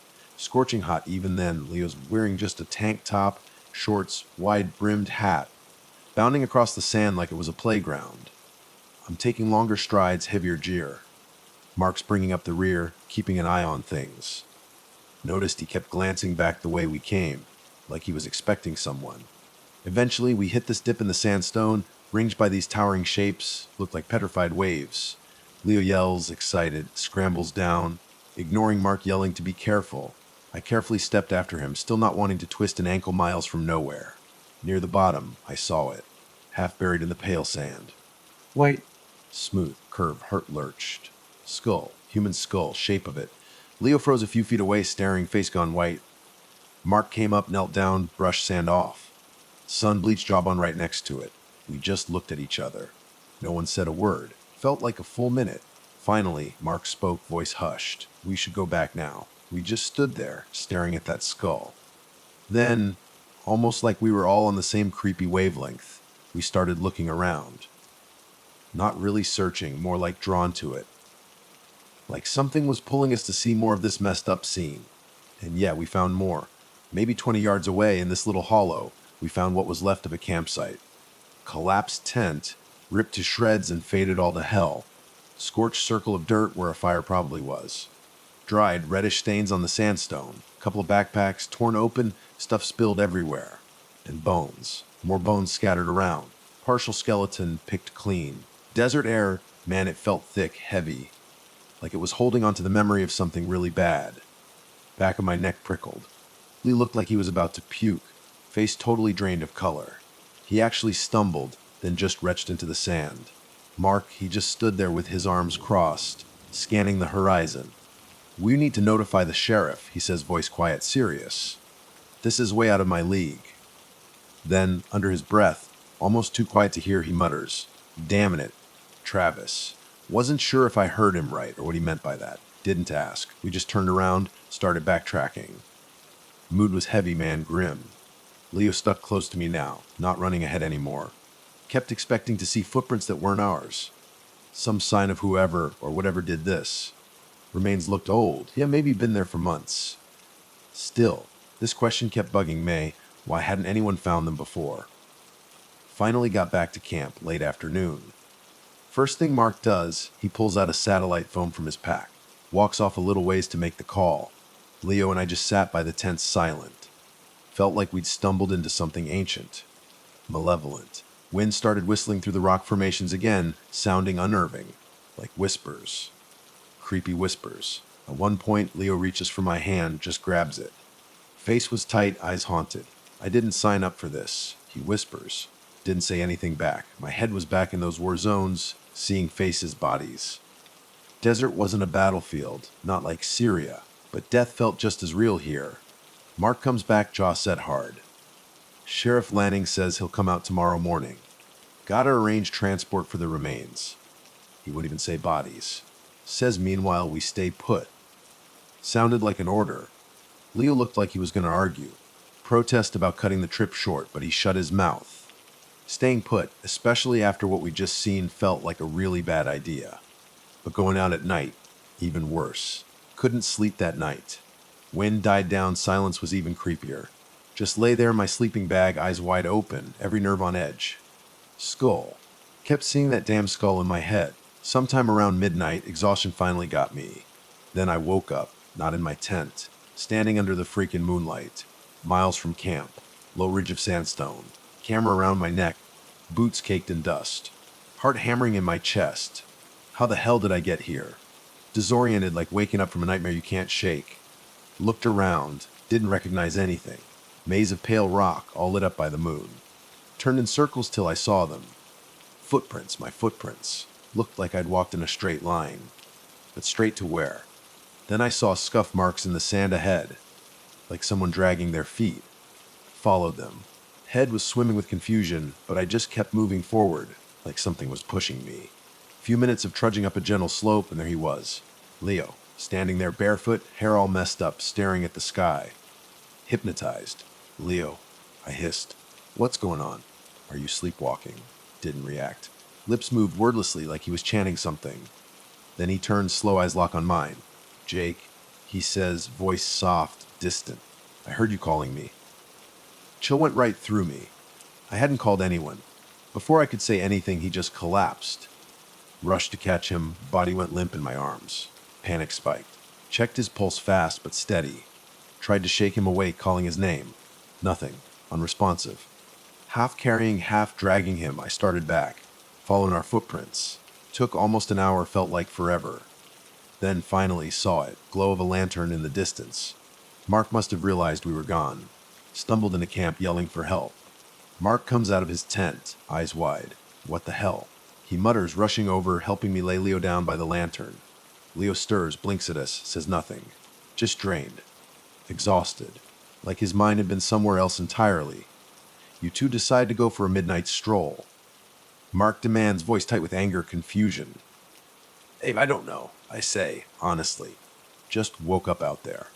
Found him like that. Leo just stares at me like he doesn't even recognize me. Mark's jaw clenches. Caught him glancing at the satellite phone again, but he didn't reach for it. He just helped me get Leo into his tent.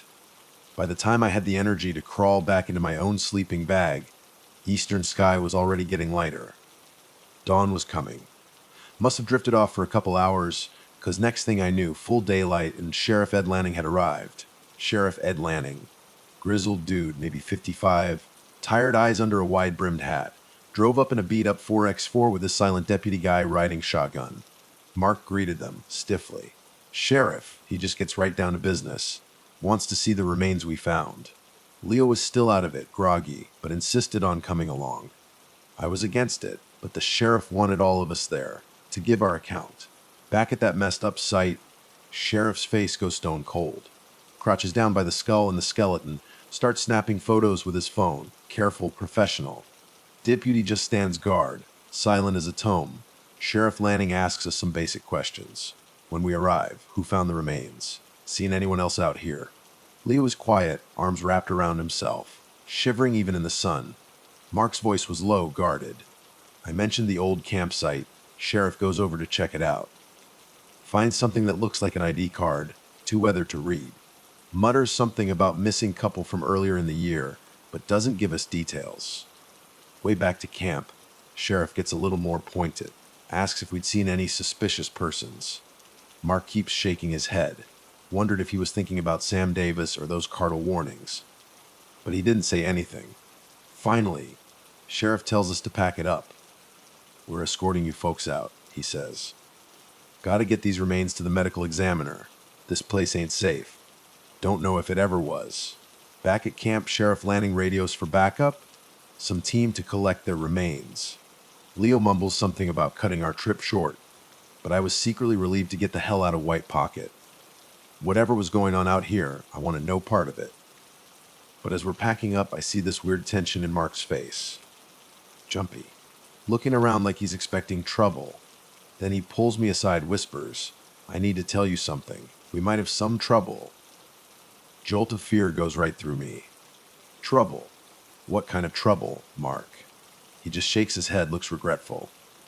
Used tour run with some people. Move product through these parts. Don't want them finding me out here, or you. That's not exactly comforting, Mark, I say, voice tight. He just shakes his head again. Didn't expect them this far north this soon, he mumbles. But then Travis's warning. It clicks. Mark had been scanning the horizon. Not for desert wildlife, for smugglers, cartel lookouts. That dread I'd been feeling just doubled. Got the gear back in the truck. Sheriff Lanning's waiting in his own 4X4. Leo climbs into the passenger seat of our truck, head down, eyes half lidded. Still not herself. Sheriff's deputy loads up the body bag with the remains. We start out, small convoy. Mark's truck in front, sheriff and deputy behind. Sand was even worse than before. Maybe 30 minutes of slow going, then crack, loud crack. Truck lurches sideways, flat tire. Probably some sharp rock buried in the sand. We stop. Sheriff Lanning pulls around to help while Mark starts working on the tire. I watch Leo. She gets out of the truck, wanders off a little ways, stumbles on the uneven ground, then just falls to her knees. Rush over to her. Leo, I say, shaking her gently. She looks up at me, eyes full of tears.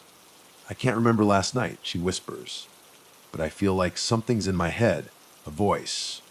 Presses her palms to her temples like she's in pain. Gave me the freaking creeps, man. Tried to say something comforting. But what do you even say to that? Didn't have an explanation for how either of us wandered off in the night. Finally get the spare on. Sheriff says he'll lead from here, knows a better route. We follow. Not even 10 minutes later, I see Mark checking his side mirror over and over, muttering curses under his breath. Dust cloud in the distance, coming fast. That's not the rest of the sheriff's team, he hisses. Glance heart pounding.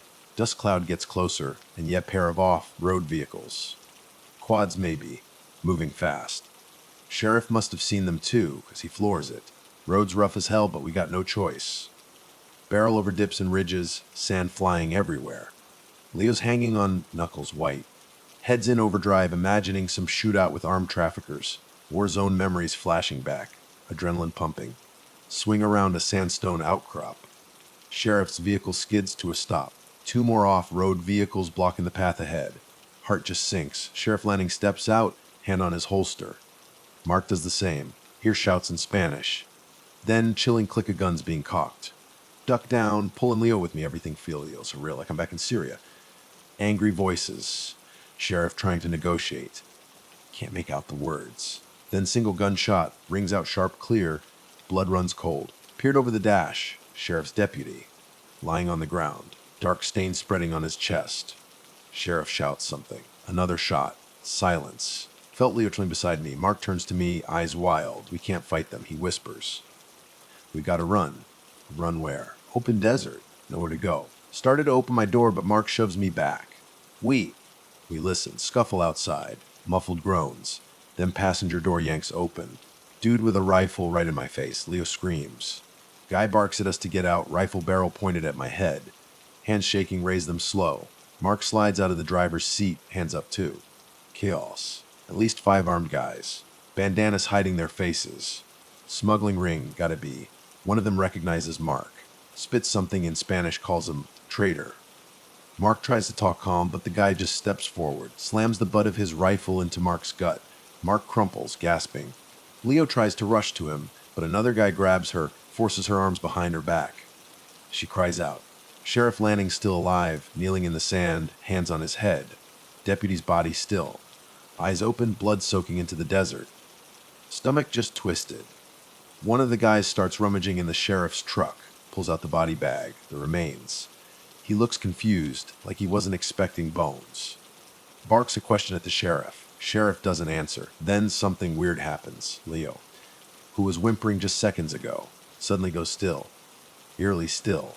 Stops struggling. Eyes roll back in her head. Then she speaks. Voice and not hers. Low, guttural, raspy chant. Guys holding her freeze. Everyone just stunned, like the air changed, went silent. Lee's head jerks back. Strangled moan. Then words. Language I didn't understand. Prickle of primal terror. Mark tries to inch towards her, but one of the guys kicks him down again. Next few seconds blurred. Leo lunges forward, sinks her teeth into the neck of the guy holding her. He screams, staggers back, blood sprays the sand. Another guy raises his rifle, hesitates, doesn't know if he should shoot her. Leo moves horrifying speed, twisting away like she's made of liquid, eyes black. Expressionless. Locks eyes with mine. Wave of revulsion. That wasn't Leo. Wasn't human. Everything just explodes. Guys start yelling, some firing wildly in the air. Mark grabs my arm, drags me towards the truck. Sheriff Lanning, he sees his chance, lunges at one of the gunmen. Wrestling for his rifle, shot fired. Sheriff cries out, clutches his thigh, but still manages to knock the guy down. More shots. Sand kicks up, Leo spins on another guy, fingernails ripping at his face. Screams, gunfire, desert turning into a freaking nightmare. Somehow Mark and I scramble into the truck. Keys still in the ignition. Leo, I yell. But she's surrounded by chaos. Looks at me, eyes still black, lets out this shriek that just spikes adrenaline right through my heart. Mark guns the engine, yanks the wheel hard. One of the off-road vehicles tried to block us, but we slam right into it, bounce off, jolt almost knocks me out. See in the side mirror one of the armed guys lying on the ground. Ref will ask you. Another figure. Couldn't tell who tackles someone else. We tear away. Truck rattling like crazy. Mark's breathing ragged, blood running from his mouth where he got hit. We can't leave her, I shout, even though part of me was terrified of what Leo had become. Can't go back. Mark snaps, eyes crazed. They'll kill us, glares at me. Maybe sees the horror on my face. We'll circle back. Call for help, he adds. But I wasn't sure he meant it. Felt like hours we were barreling through the desert, but it was probably just minutes. Eventually Mark slows down. Adrenaline crash hits me like a brick. Shaking all over, heart hammering, heads just tatters. What the hell did I just see? Leo's transformation. Whatever it was. The ambush. Dead deputy. Wounded sheriff. Way too much to process. Mark veers off the main track, heads into this pocket of sandstone. Partly to hide the truck, partly because we both just needed to breathe. Slid to a stop in this little hollow, high rock walls sheltering us. Mark kills the engine. For a while, we just sit there. Stunned silence. Finally, I just gotta say something. What the hell just happened?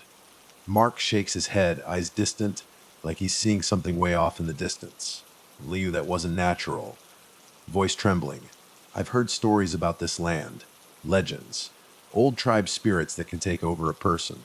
Make him do terrible things. Never believed it, he chokes out a bitter laugh.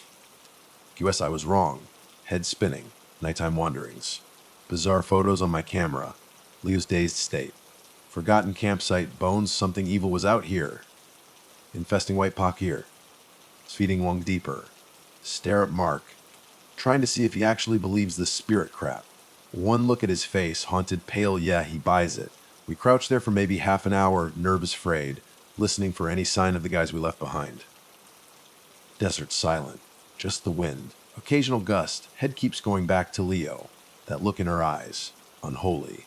Wave of guilt hits me. We abandoned her to those people. Those monsters.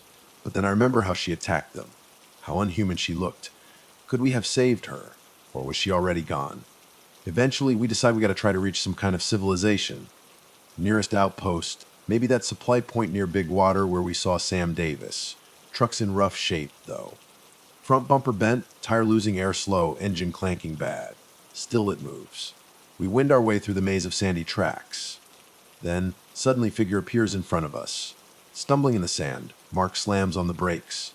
Sheriff Lenning, clutching his thigh, blood soaking his pants, limps towards the truck. Relief floods his face when he sees it's us. Jump out, help him climb in. Collapses in the back seat, grimacing in pain. What happened? I ask, voice shaking. He closes his eyes, swallows hard. They took Leo, or whatever was controlling Leo. They left with some of their wounded. Threatened me. Managed to slip away when they were distracted. He breathes raggedly, pointing to his leg bullet graze. Tried to call it in. Radio's busted. Mark bites his lip. Can't stay here.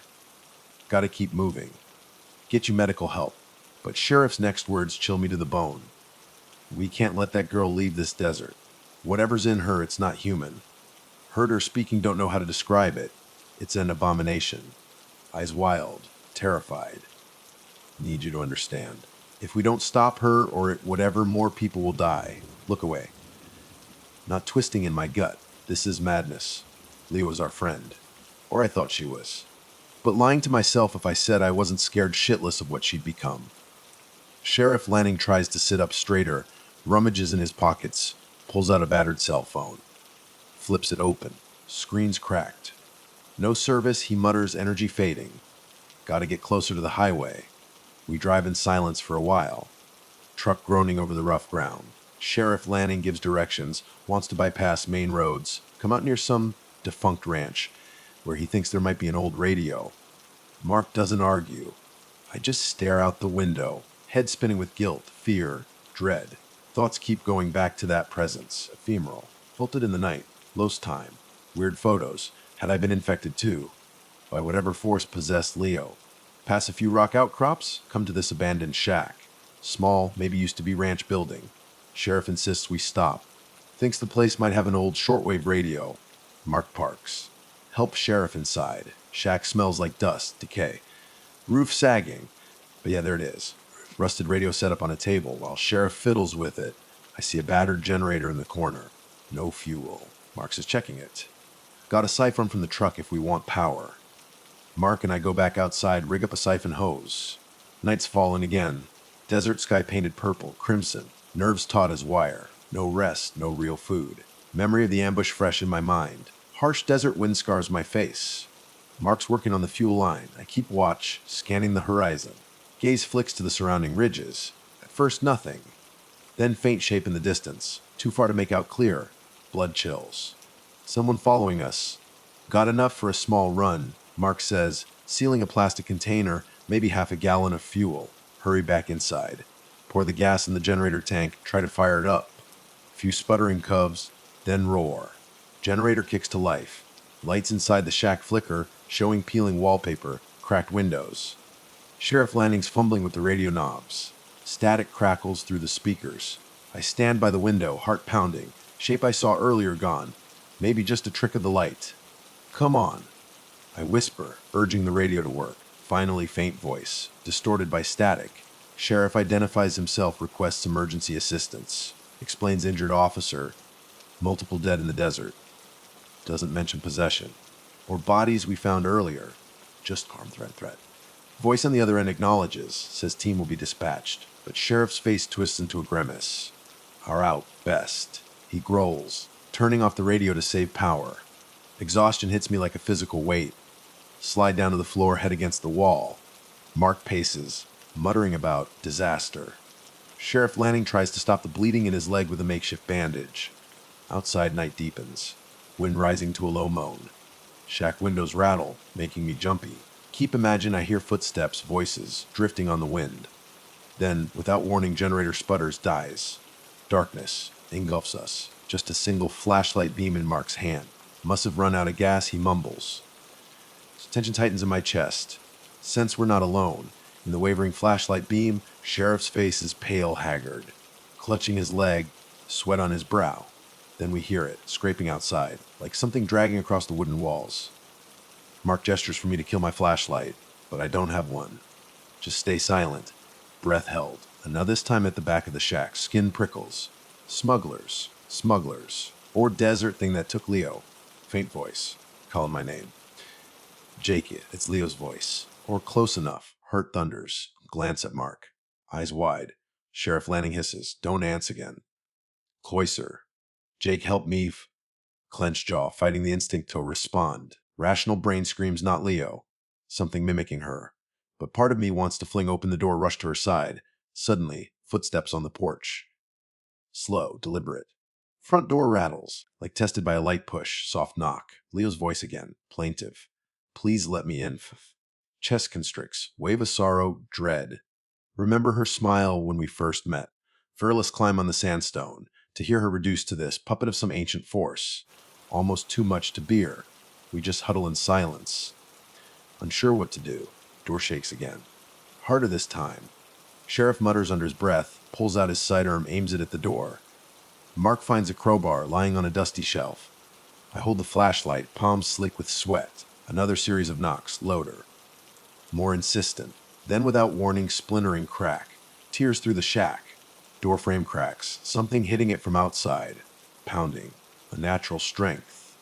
Get away from the door. Sheriff barks. We scramble back. Just as the hinges of door bursts inward, slams against the wall. Splintered wood everywhere. And it's standing there. Silhouette in the doorway, moonlight behind it, blocking out the stars. Too tall. Wrong shape. Not Leo. But something wearing Leo's shape. Something wrong. Sheriff Lanning fires. Bange. Flash of light in the dark shack. Figure doesn't even flinch. Just tilts its head. Slowly. Creaking sound. Like rusty metal. Then it moves. Faster than anything human. Lunges into the shack. Mark yells. Swings the crowbar. Thwack. Solid hit. Doesn't even slow it down. Thing swats the crowbar aside like it's a twig. Mark stumbles back. Eyes wide with pure terror. Sheriff fires again. Bay. Point blank. Thing just keeps coming. Sheriff's cursing, scrambling back, trying to reload. It's too fast. Too strong. Smell it's me then. Rotten. Like something dead and buried for weeks. Makes my stomach heave. Thing reaches for Mark long. Unnatural fingers. Grabs his arm. Mark screams. Not a yell, a scream. High-pitched, desperate. Like a rabbit caught in a snare. Thing yanks him forward, slams him against the wall. Hard. Hear bones crack. Mark goes lumps to the floor. Sheriff's yelling, firing again. B-N-A-G. B. Empty. Gun clicks uselessly. He throws it. Doesn't even try to reload. Just pure panic now. Thing turns to the sheriff. Slowly. Deliberately. Like a predator toying with its prey. Sheriff's backing away, dragging his bad leg. Stay back. He shouts, voice cracking. Stay back, you thing. Thing just looks at him. No expression. Just emptiness. Then it speaks. Leo's voice. But twisted. Wrong. Like nails on a chalkboard mixed with something ancient, something cold. Sheriff, it whispers. You can't stop what's coming. Sheriff freezes. Stares. Like he recognizes something in that voice. Something familiar. Thing takes another step closer. Sheriff doesn't move. Just stares, mesmerized. Then Thing reaches out. Slowly. Long fingers extend, touches Sheriff's face. Just a touch, like a spider crawling on his skin. Sheriff screams. Lowest sound I ever heard, not a scream of pain. Scream of horror. Soul deep horror falls to his knees, clutching his hemming, screaming. Thing just stands there, watching, silent. Except for this low hum. Vibration you can feel in your bones. Generator's dead silence is gone, replaced by this. Humming presence. I'm frozen, against the watching this nightmare unfold. Can't move, can't breathe. Just watching. Marks on the floor. Sheriff screaming, thrashing. Thing just is. Then it turns, slowly, looks at me. Those black eyes, empty, expression focused. But for me. Voice again. Leo's voice. Closer now. Loader. Jake says my name, like it knows, like it's been waiting for me. You're next. That snaps something in me. Fear turns to something else. Rage. Desperation. Just fuck this. Grab the flashlight. Heavy duty thing, metal casing. Only weapon I got. Charge. Scream something. Don't even know what. Swing the flashlight. Hard as I can. Right at its face. CRK. Sound of bone breaking. Thing staggers back. Roars. Not Leo's voice anymore. Something animal. Something ancient. Pissed off. It lunges at me. Claws out. Ripped through my shirt skin. Pain explodes in my chest. But it's staggered. My hit of it hurt it. Maybe, just maybe. Gotta keep moving. Gotta fight. No plan. Just survive, backing away. Flashlight beam dancing wildly. Things coming for me. Slowly now, limping slightly, but eyes still locked on mine. Still hungry then sound. Faint at first. Distant. But getting closer. Engines. Vehicles. Headlights flashing through the cracks in the shack walls. Backup. Sheriff's backup. They're here. Thing hesitates. Looks towards the sound. Then back at me. Hissing sound. Like air escaping a punctured tire. Then it turns. Runs. Not human running. Bent over. Low to the ground. Moving fast. Smashes through the back wall of the shack. Wood splinters. Collapses. Gun. Just gone. Into the desert night, headlights flood the shack. Door bursts open. Deputies rush in, guns drawn. Sheriff. One of them yells. See Sheriff Lenning on the floor, still screaming, clutching his head. Mark just a crumpled heap by the wall. Then they see me. Standing there, flashlight in hand, chest bleeding, staring at the hole in the back wall. What the hell? One of the deputies says, lowering his gun, confused. Don't remember much after that. Sirens. Ambulance. Being loaded onto a stretcher. Faces blurry. Voices distant. Just cold. So cold. And the smell rotten, lingering in the air. Woke up in a hospital. Days later, maybe. Don't know. Everything's hazy. Cops questioned me again. Told them the story. This time they listened a little more. Sheriff Lanning, they said he was unresponsive. Traumac wouldn't speak. Deputy dead. Smugglers gone. Vanished into the desert. Taking Leo Orrit with them. Bodie bag with the remains gone too. They found the shack. It's up, back, wall smashed. Blood. Everywhere of it. But no sign of Leo. Just desert. Empty, silent. Except for the wind. Whispering through the rocks. They called it a cartel shootout. Said Mark was mixed up with them. Said Leo was collateral damage. Said Sheriff Lenning, well, they just said he was traumatized by the violence. Closed the case. Just like that, I know what I saw. What I felt out there in White Pocket. It wasn't just smugglers. It wasn't just violence. It was something else. Something ancient. Something evil. Something that took Leo. And almost took me. Still hear her voice sometimes. In the wind. Whispering my name. Jake, help me. No, it's not really her. It's it. Still out there. In the desert. Waiting. And I know deep down it's not finished with me yet. Not by a long shot. So yeah, that's my story, White Pocket. Beautiful place, right? Don't go there. Just don't. Some places are better left empty. Better left undisturbed. Hey, name's Jake Miller. I'm 28, and this whole nightmare went down back in June of 2023. I've spilled this story to so many people, from the local cops to these guys in dark suits who flashed some kind of federal badge. Nobody bought it, or if they did, they sure didn't let on. They just scribbled in their notebooks, asked a bunch of questions, and then told me I was lucky to be alive. Lucky. Doesn't feel like it. Feels more like I'm cursed. Maybe if you hear the whole messed up thing, every single gross detail, you'll get it. Maybe you'll even believe me. Or maybe you'll wish you hadn't. Used to be a firefighter, see, before all this crap. I quit when saving people started feeling like clocking in, not like, actually meaning something. I got restless, needed to ditch the city and find somewhere where my skills might actually get tested in a real way. So I told my girlfriend, Sarah Jenkins, about my plan to hit up Green Swamp Wilderness Preserve down in Florida for a week. She gave me that look, the one that says, "You're nuts," but she's seen it in the mirror a million times herself.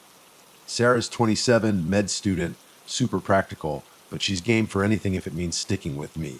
That's why I love her, She cares more about me than being comfy. My best buddy Mark Davis, he was all about it. Ex-Marine, 30 years old, total adrenaline junkie. Mark was cocky, yeah, but I knew he could handle himself. Never saw him scared, not really. And there's something about having a dude like that with you when you're heading into the wild. Someone you think you can lean on when things go south. Sarah's best friend, Emily Carter, she was the wild card in our crew. 25, free spirit, worked random jobs. Had this little travel blog thing going on. Never done serious camping before, but she was all hyped to document the whole trip. At first, I thought her sunshine and rainbows vibe might get old fast out in the sticks. Now I realized that sunny attitude was innocence, and we lost it way too damn quick. We rolled up to Green Swamp on a scorcher of an afternoon. Stepped out of Mark's beat, ups UV and bam, swamp heat hits you like a wall. Air felt thick, pressing down on you, and the pine trees were buzzing with bugs. Park the car near this clearing. Old sign there warning us to travel at your own risk. First red flag, maybe. But we were too pumped to back down. Too set on proving ourselves, making the trip worth it, whatever that means now. Sarah was already complaining about the humidity. Emily snapped a selfie with the sign. Mark just laughed. Real adventure starts now. Me. I just grinned, already getting that rush of being off the grid. No phone service, no sirens, no city lights. Plan was to hike about 10 miles in, set up base camp near some water, and just spend the week exploring, fishing, practicing survival stuff. Nobody else around for miles. Exactly what we wanted. Or so we thought. Started down this skinny trail, each of us lugging a decent-sized pack. I had the tent for Sarah and me. Mark had a tent he'd share with Emily. Forest just swallowed us up in green shadows. Crows cawing overhead, palmetto fronds scratching at our legs. Every now and then, we hear a splash, something big sliding into the black water. Alligators, maybe. Or worse. Didn't dwell on it. 3 hours in, Emily lets out this yelp, freezes solid. Found something. We all rush over to see what's got her spooked. Deer carcass, still fresh. Rib cage busted open, guts spilling out, all shiny and gross in the sun. Weird thing was no tracks around it. No predator prints, no sign of a struggle. Just deer, ripped open like something had neatly peeled it apart. Back of my neck prickled. Mark must have seen my face because he nudged me. Florida's got its predators, he says, but he sounded like he was trying to convince himself more than me. Panther, maybe, Sarah made a face. Then why didn't it eat more? Looks like it just left it. I crouched down, noticing how clean the cuts were. Not just some wild animal mauling. Let's keep moving, I said. Should reach our spot before dark. Nobody argued. Around dusk, we hit this dry clearing near a little stream. Water looked murky, but it was moving, so we figured we could filter it. Set up our tents. Mark and Emily got a fire going while Sarah and I cooked up some freeze, dried crap from our packs. That deer carcass was still hanging in my head, but we tried to shake it off. Wilderness, right? Weird stuff happens. Can't let every little thing freak you out. Still, something felt off. Forest had gone quiet. Too quiet. No birds. Hardly any bugs, just the occasional buzz near our ears. Wind rattled the palm fronds, and every so often, I thought I heard this distant cry, like an animal hurt bad. Mark joked it was a Florida panther looking for love, but nobody laughed. Crawled into our tent that night. Tossed and turned, couldn't shut my brain off. Finally, exhaustion just grabbed me. Sometime later, I woke up to voices. Soft, muffled voices. Unzipped the tent a crack, peeked out. Moon was bright, lighting up the clearing. Shadows swaying on the ground as the wind rocked the trees. Then I heard it again. Voice maybe two whispering something. Language I didn't recognize. Heart hammered. Slowly, I opened the tent flap wider, scanned the clearing. Nothing. Mark and Emily's tent was still zipped up tight. Nobody else out there. Closed the flap, told myself I was hearing things, and eventually drifted back to sleep. Morning, things got weirder. Emily's backpack was gone. Just vanished. She'd left it right outside the tent in the vestibule. Searched the whole area for an hour, ended up finding it shredded, hanging from a branch about 30 feet up a pine tree. Clothes ripped to hell, scattered all over the place. But her electronics untouched. Camera and phone were just gone. Not smashed, not left behind. Gone. How the hell did it get up there? Emily asked, voice shaking, part confused, part pissed. Animal couldn't have done that. None of us had an answer. Mark climbed up to grab what he could. While he was up there, Sarah stayed close to me, eyes wide, scanning the woods, clutching her first aid kit like it was a lifeline. Just hit me then how wrong everything felt.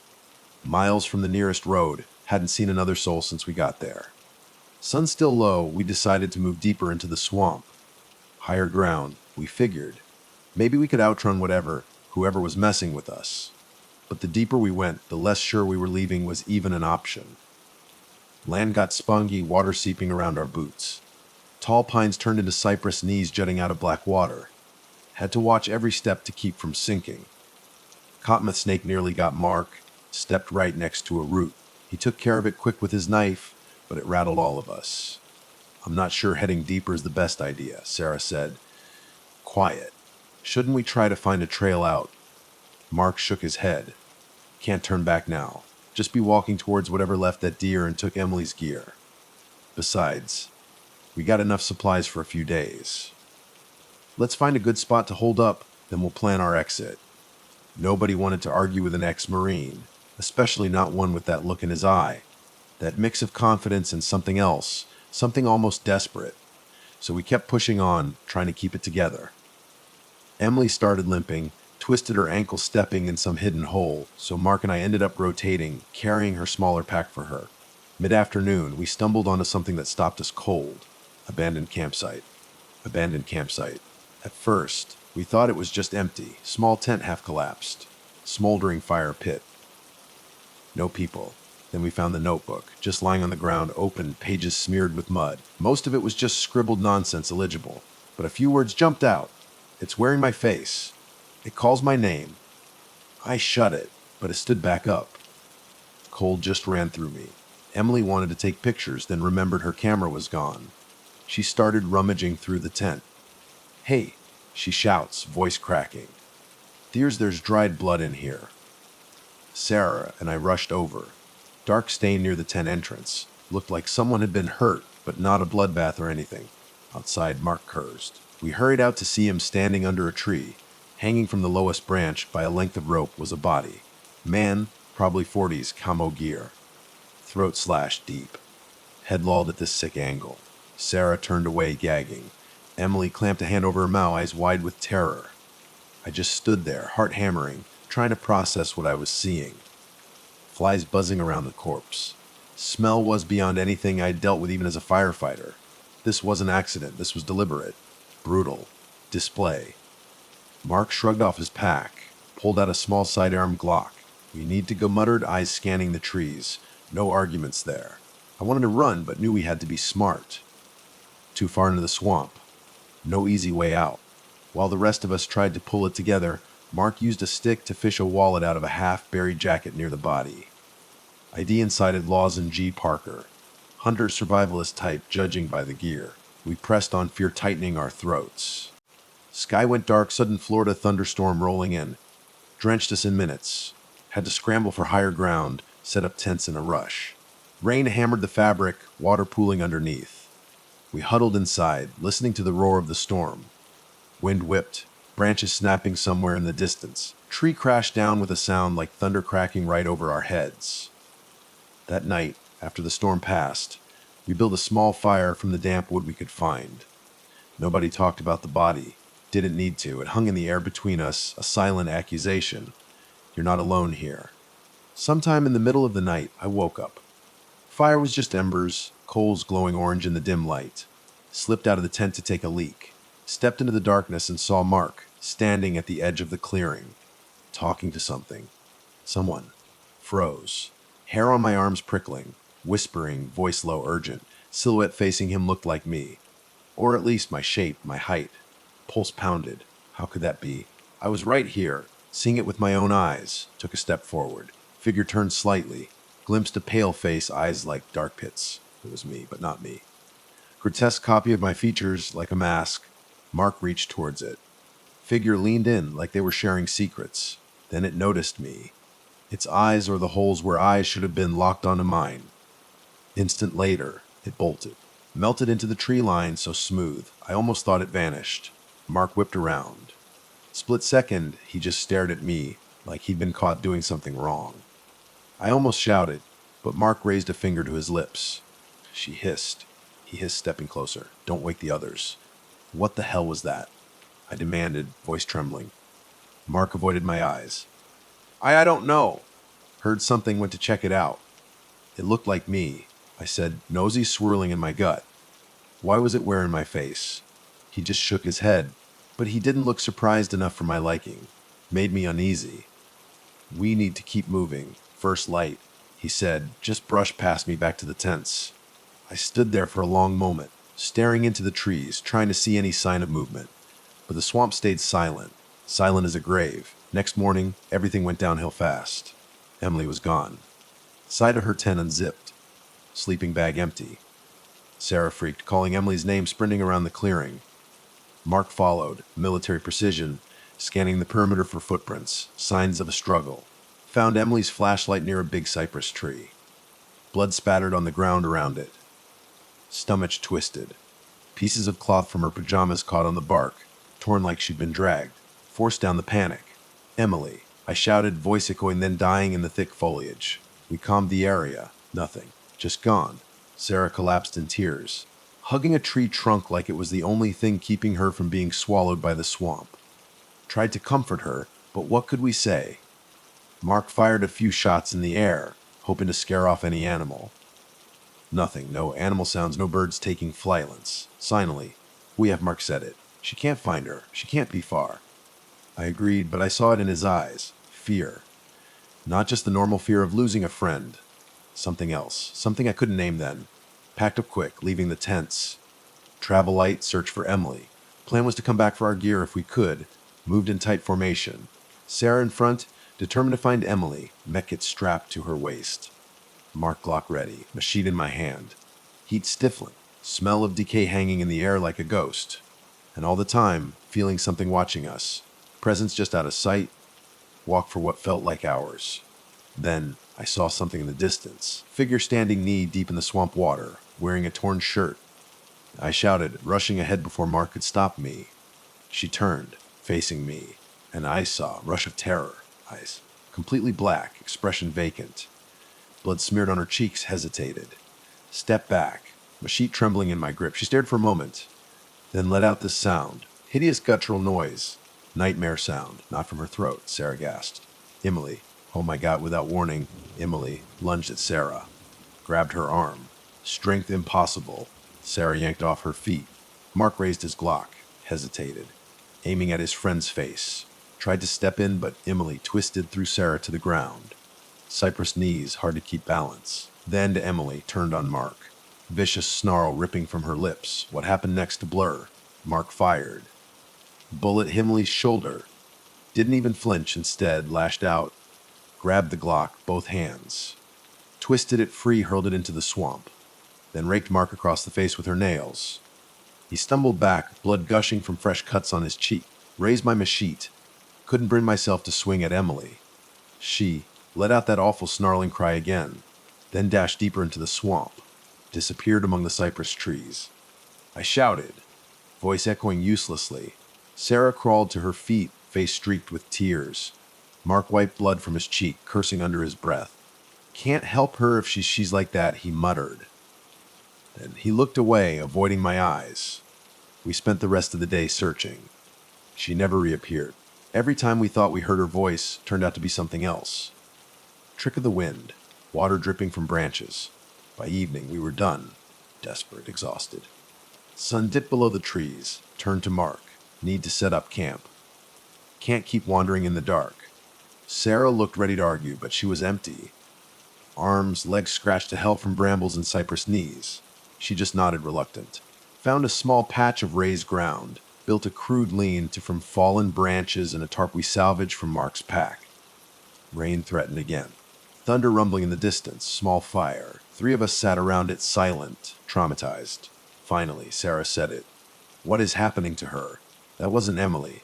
No one answered. No good explanation. Whatever had taken Emily, creature, illness, something supernatural beyond us. In the silence, noticed Mark giving me weird looks. Glanced my way, then quickly look away. Caught him at it, but didn't push it. Too tired, too afraid of what he might say. Storm broke late that night. Rain hammered down, put out our fire.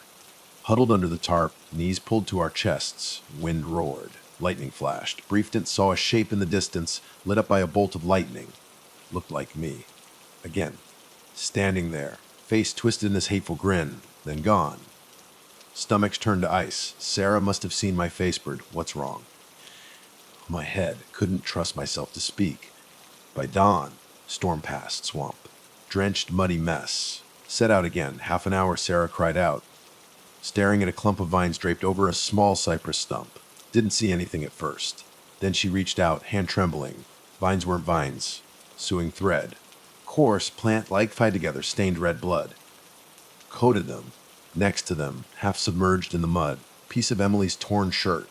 Implication horrifying. Someone, something had used vines to bind or do something worse. Sarah's eyes filled with tears. Mark swore under his breath. He looked like he hadn't slept in days. Eyes bloodshot, movements jerky.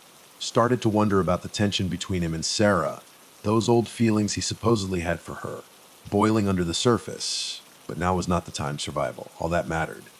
Trudged onward soon. Sarah stopped again. "We're not even sure she's alive," she said, shaky. "She's alive," Mark insisted, tone almost fanatical. "We can save her." Sarah looked at him, confusion, anger mixing on her face. "What if we can't?" Mark opened his mouth to speak. Echoing scream cut through the trees. Emily's voice, or sounded like her. We ran. Water up to our calves, mud sucking at our boots. Palmetto fronds whipping our faces, hurrying towards the sound. Reached a clearing. Froze, figure lying face down in the water. Thought it was Emily at first, but as I got closer realized man, local hunter maybe. Camel pants, torso ripped open, but wounds different this time. Almost surgical. Precise. Bile rose in my throat. Sarah gagged, covering her mouth. Mark grabbed the man's shoulders, flipped him over. Face contorted, pure terror, eyes bulging. Dog tag around his neck, Lawson G. Parker. Same name from the wallet, hanged corpse. But how? Had we found Lawson Parker already? Hanging from a tree, mind reeling. Was this man also Lawson Parker? Or had we found the same man, somehow reanimated, then killed again? None of it made sense. Stomach churned. That's when I realized. Mark was staring past me, at Sarah, gaze cold. Calculating. He stood up, dripping water, blood. "This place isn't normal," he said. "You realize that, don't you? Things that look like us. They're out here." Sarah nodded, tears in her eyes. "I just want to go home." He turned his gaze on me, eyes flicking to the machine in my hand. "We need to do something about this." "Jake, Mark," I said, carefully. "We might be past the point of rescue. She tried to kill us." He glared. "We don't leave our own behind." Something in his tone sent a chill through me. Was it just the Marine in him talking? Or something else? That evening, we found a slightly higher patch of land. Swamp sloped down in all directions, water shimmering under the setting sun. Started to set up a small fire again. As I gathered kindling, noticed Mark and Sarah talking in hushed voices. Got closer, conversation stopped cold. Mark turned to me, hardness in his eyes. "Sarah thinks we should leave tomorrow morning," he said flat. "Even if it means leaving Emily behind," swallowed, discomfort thick in my throat. "And you disagree?" "I do," he said. "We came here together. We leave together." Sarah sighed, tears threatening again. "She's dangerous, Mark. I know this is hard for you." "She's dangerous because that thing made her that way," Mark snapped. "But we can save her." Exchanged a tense glance with Sarah. "How?" I asked, softly. "How do we save someone who isn't herself anymore?" Mark didn't answer. That night, huddled around the small, struggling fire, something changed in Mark. He kept staring into the darkness, muttering under his breath. Caught snippets, talked to me, and promised, but couldn't piece it together. Finally, exhaustion just dragged me under. Drifted off, leaning against Sarah. Scream yanked me awake. Sarah was gone. Mark standing over me, eyes wild, face twisted with anger. She ran off. He barked. I woke up and saw her leaving camp, heart hammered. "Sarah!" I shouted, grabbing my machete. Swamp silent, except for Mark's ragged breathing. Why would she run off? He shook his head, avoiding the question. "We need to move." Step back, sense of dread coiling in my gut. Mark's gaze too intense, too vacant. Reminded me of Emily when she was changed. "Mark," I said, slowly. "Tell me the truth. What happened to Sarah?" He sneered. "You think I hurt her? You think I'd do that?" "It's not that I think you would," I said. "But maybe you're not in control anymore." His eyes flashed fury. One swift motion, he swung at me. Knife. Didn't even realize he had it. Barely dodged, stumbled on the muddy ground. He lunged again, but I parried with the machete, blade clanging against metal, heart pounding in my ears. "Vera's Sarah." I yelled, panic fueling my strength. He laughed. Harsh, bitter sound. "She's with them now. They said they'd let her live if." Horror jolted through me. Mark bargained. Desperate to save Emily, agreed to help it.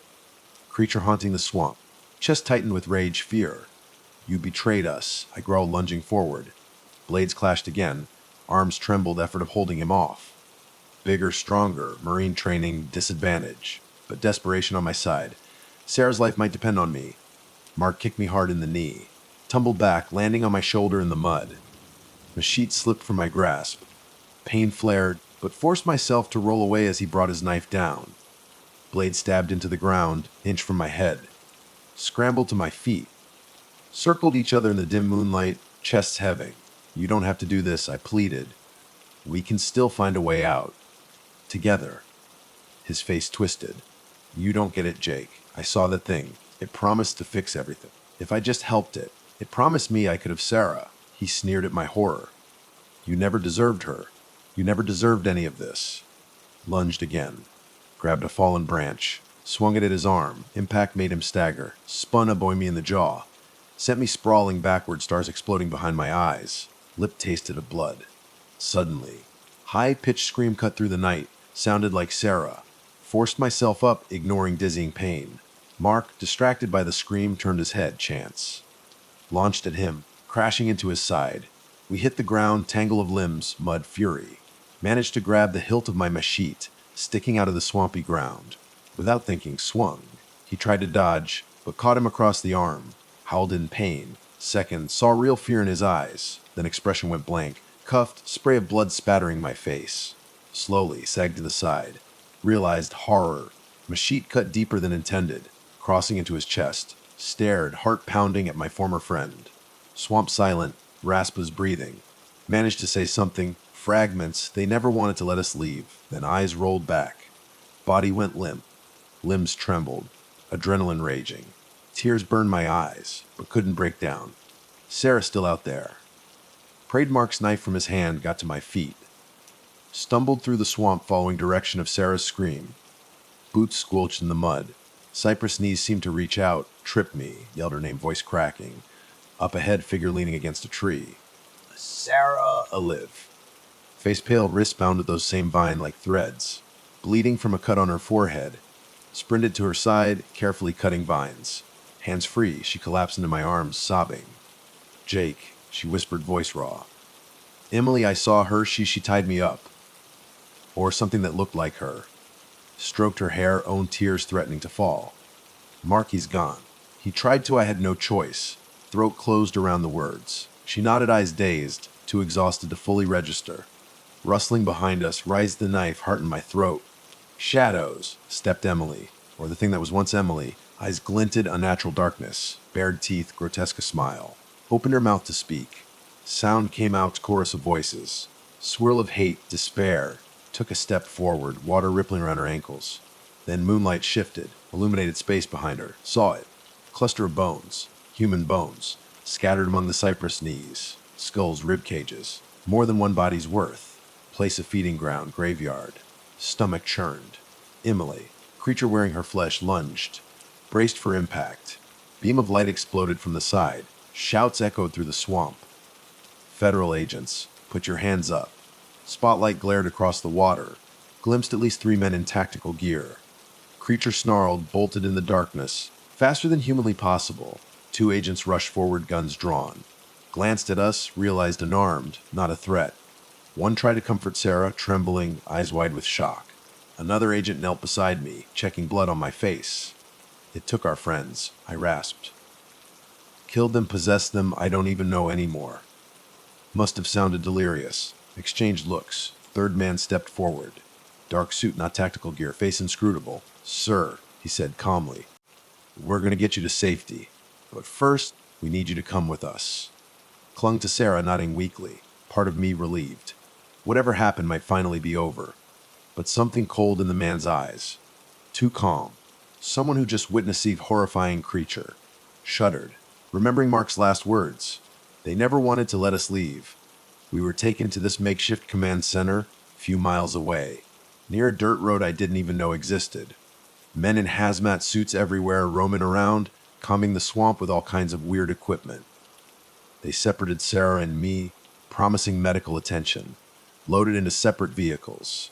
Before the door slammed shut, saw the man in the suit pull out a phone, talking fast, while a bunch of heavily armed agents headed back in the swamp. Next few hours blur, bright lights, white walls, monotone voices. Questions, questions, questions. How many in your group? Did you see any unusual animals? Notice any odd shapes or lights? More I told them about the creature, more they scribbled in their notepads. No surprise. Didn't gape, didn't flinch when I described Emily's eyes, like they already knew. At some point, Agent told me Sarah was stable, physically, but in shock. Then they told me to rest. Left me alone in a cold room, just a chair and a table. Woke up morning, clothes change, hospital scrubs. Confused, staggered to the door. Locked. Banged on it, demanding to see Sarah. Finally, door opened. Man in the dark suit stepped in, looked at grim sympathy, handing me a bottle of water. "You saw nothing," he said, soft but firm. "People disappear in Green Swamp all the time. We'll be listing your companions as missing, presumed dead. You and Miss Jenkins will be released soon." Glared at him. "That's it. What about Emily?" "Mark, there's a monster out there." He nodded, almost solemn. "We're handling it. Do you understand? For your own safety, you saw nothing." Mind-spun mix of rage, exhaustion. "Where's Sarah?" "She's resting," he said. "You'll see her soon. But I want you to remember, if you speak of this to anyone, you'll find yourself answering questions you're not prepared to answer. This world is full of things best left alone.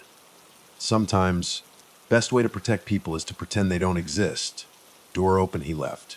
No other word. Released later that day. Disoriented, still in hospital scrubs. Sarah was waiting outside, same clothes. Hugged each other tight. She sobbed into my chest, found myself shaking. Survived. But at what cost? Asked about Mark, Emily. Men in suits claimed they never found any trace. No remains, no bodies. Investigation ongoing, only thing they said. Escorted us to a black SUV. Drove us to a quiet motel on the edge of some town. Driver said we could book a flight home, own expense, if we wished. Then he left. No goodbye. Last time I saw anyone official. Sarah and I tried to pick up the pieces. Leave of absence from med school for her. Tried to go back to work. Couldn't focus. Nightmares. Plagued me. Wake up sweating, certain I heard Emily's snarling voice or Mark calling my name. Sometimes bolt out of bed, convinced I saw a figure at the window. Wearing my face. Memory of that thing, black eyes, grin never left me. Month later, text message, unknown number. Read, "I'm home. Come find me." Area code of Florida. Blood ran cold. Showed Sarah. Stared at the screen. Horror. Text signed, Vanessa. But she was right there, next to me, reading it. Neither of us sent it. Blocked the number. A few days later, another text, different number. "I'm here. Green Swamp." That was it. No signature. But I knew who it was, or what it claimed to be. That's when it hit me. It wasn't over. Not for me. Not for Sarah. Maybe not for anyone. Whatever lurks in Green Swamp, still out there, wearing faces, making deals, feeding on the unsuspecting. Tried to tell local police back home. Dismissed it next morning. Black SUV outside my apartment building. Man in dark suit stepped out just long enough for me to see him. Never filed another report. So here I am, telling you this story, hoping you'll believe me. Or at least be smart enough not to go poking around Green Swamp. All I know is this: something out there took my best friend, corrupted another, nearly destroyed the woman I love. Mark betrayed us, maybe even offered us up as sacrifices. But in the end, it took him too. Sarah and I were trying to move on. But at night, lights off, moon shadows stretch across the floor. I still hear it, whisper. Something wearing my face, calling my name. Sometimes think I hear Emily's voice. Or Mark's laugh, echoing just beyond my apartment door. Don't know what government, FBI, whoever they were, is covering up. But if you ever find yourself near Green Swamp, if you see footprints that look human, but not quite, if you hear a voice in the darkness, calling your name, run. Run as fast as you can, and don't look back. Because once it... My name's Ethan, and I guess you could say I'm a bit of a recluse. Turning 35 this year, and honestly, the best decision I ever made was ditching the 9 to 5, the grind, and going off. Grid. This all went down early October last year, 2024. Mojave Desert, California. Middle of nowhere. Exactly how I liked it. Used to have the whole suburban dream wife house, the works. But when the marriage imploded, all that just vanished. The quiet of the wilderness started calling to me. No drama, no bills, no people asking questions. Just me, the dirt, the wind. And this silence that actually made me feel alive for the first time in years. I built myself a tiny cabin, one room, nestled in these rocky hills, miles from civilization. My only real company was my dog Kaiser, German Shepherd, loyal as hell. Out there, he wasn't just a pet, he was family. Kept me grounded, kept me sane. It was a Thursday morning when things started getting weird. I was patching up the cabin door. Storm had rattled it pretty good when I heard it. A sound that just didn't fit. Kaiser, who was chilling by the door, snapped his head up, ears twitching, eyes locked on something way off in the distance. Then his ears went flat against his skull, tail stiff as a board. I followed his stare, figuring it was a deer or maybe a coyote. Nope. What I saw made my blood run cold. Footprints. Bare human footprints in the dirt. I walked over, checking them out. Fresh. Ours old Max. Weird thing was, no trail leading up to them. It was like whoever made them just materialized there. They stopped right at the edge of the clearing where my cabin stood. No one around. Hello. I yelled, voice echoing in the silence. Nothing. I crouched down, looking closer at the tracks. Not deep, but definitely there. Could make out the shape of a foot, faint to prints. But something was off. The spacing, the way they were pressed into the ground, didn't make sense. Like whoever walked there was floating, not stepping. Gliding instead of walking. Kaiser let out a low growl deep in his chest, eyes never leaving the spot where the track started. Every muscle in his body was tense. I knew that look. Something was wrong. Seriously wrong. I stood up, scanned the area again. Still nothing.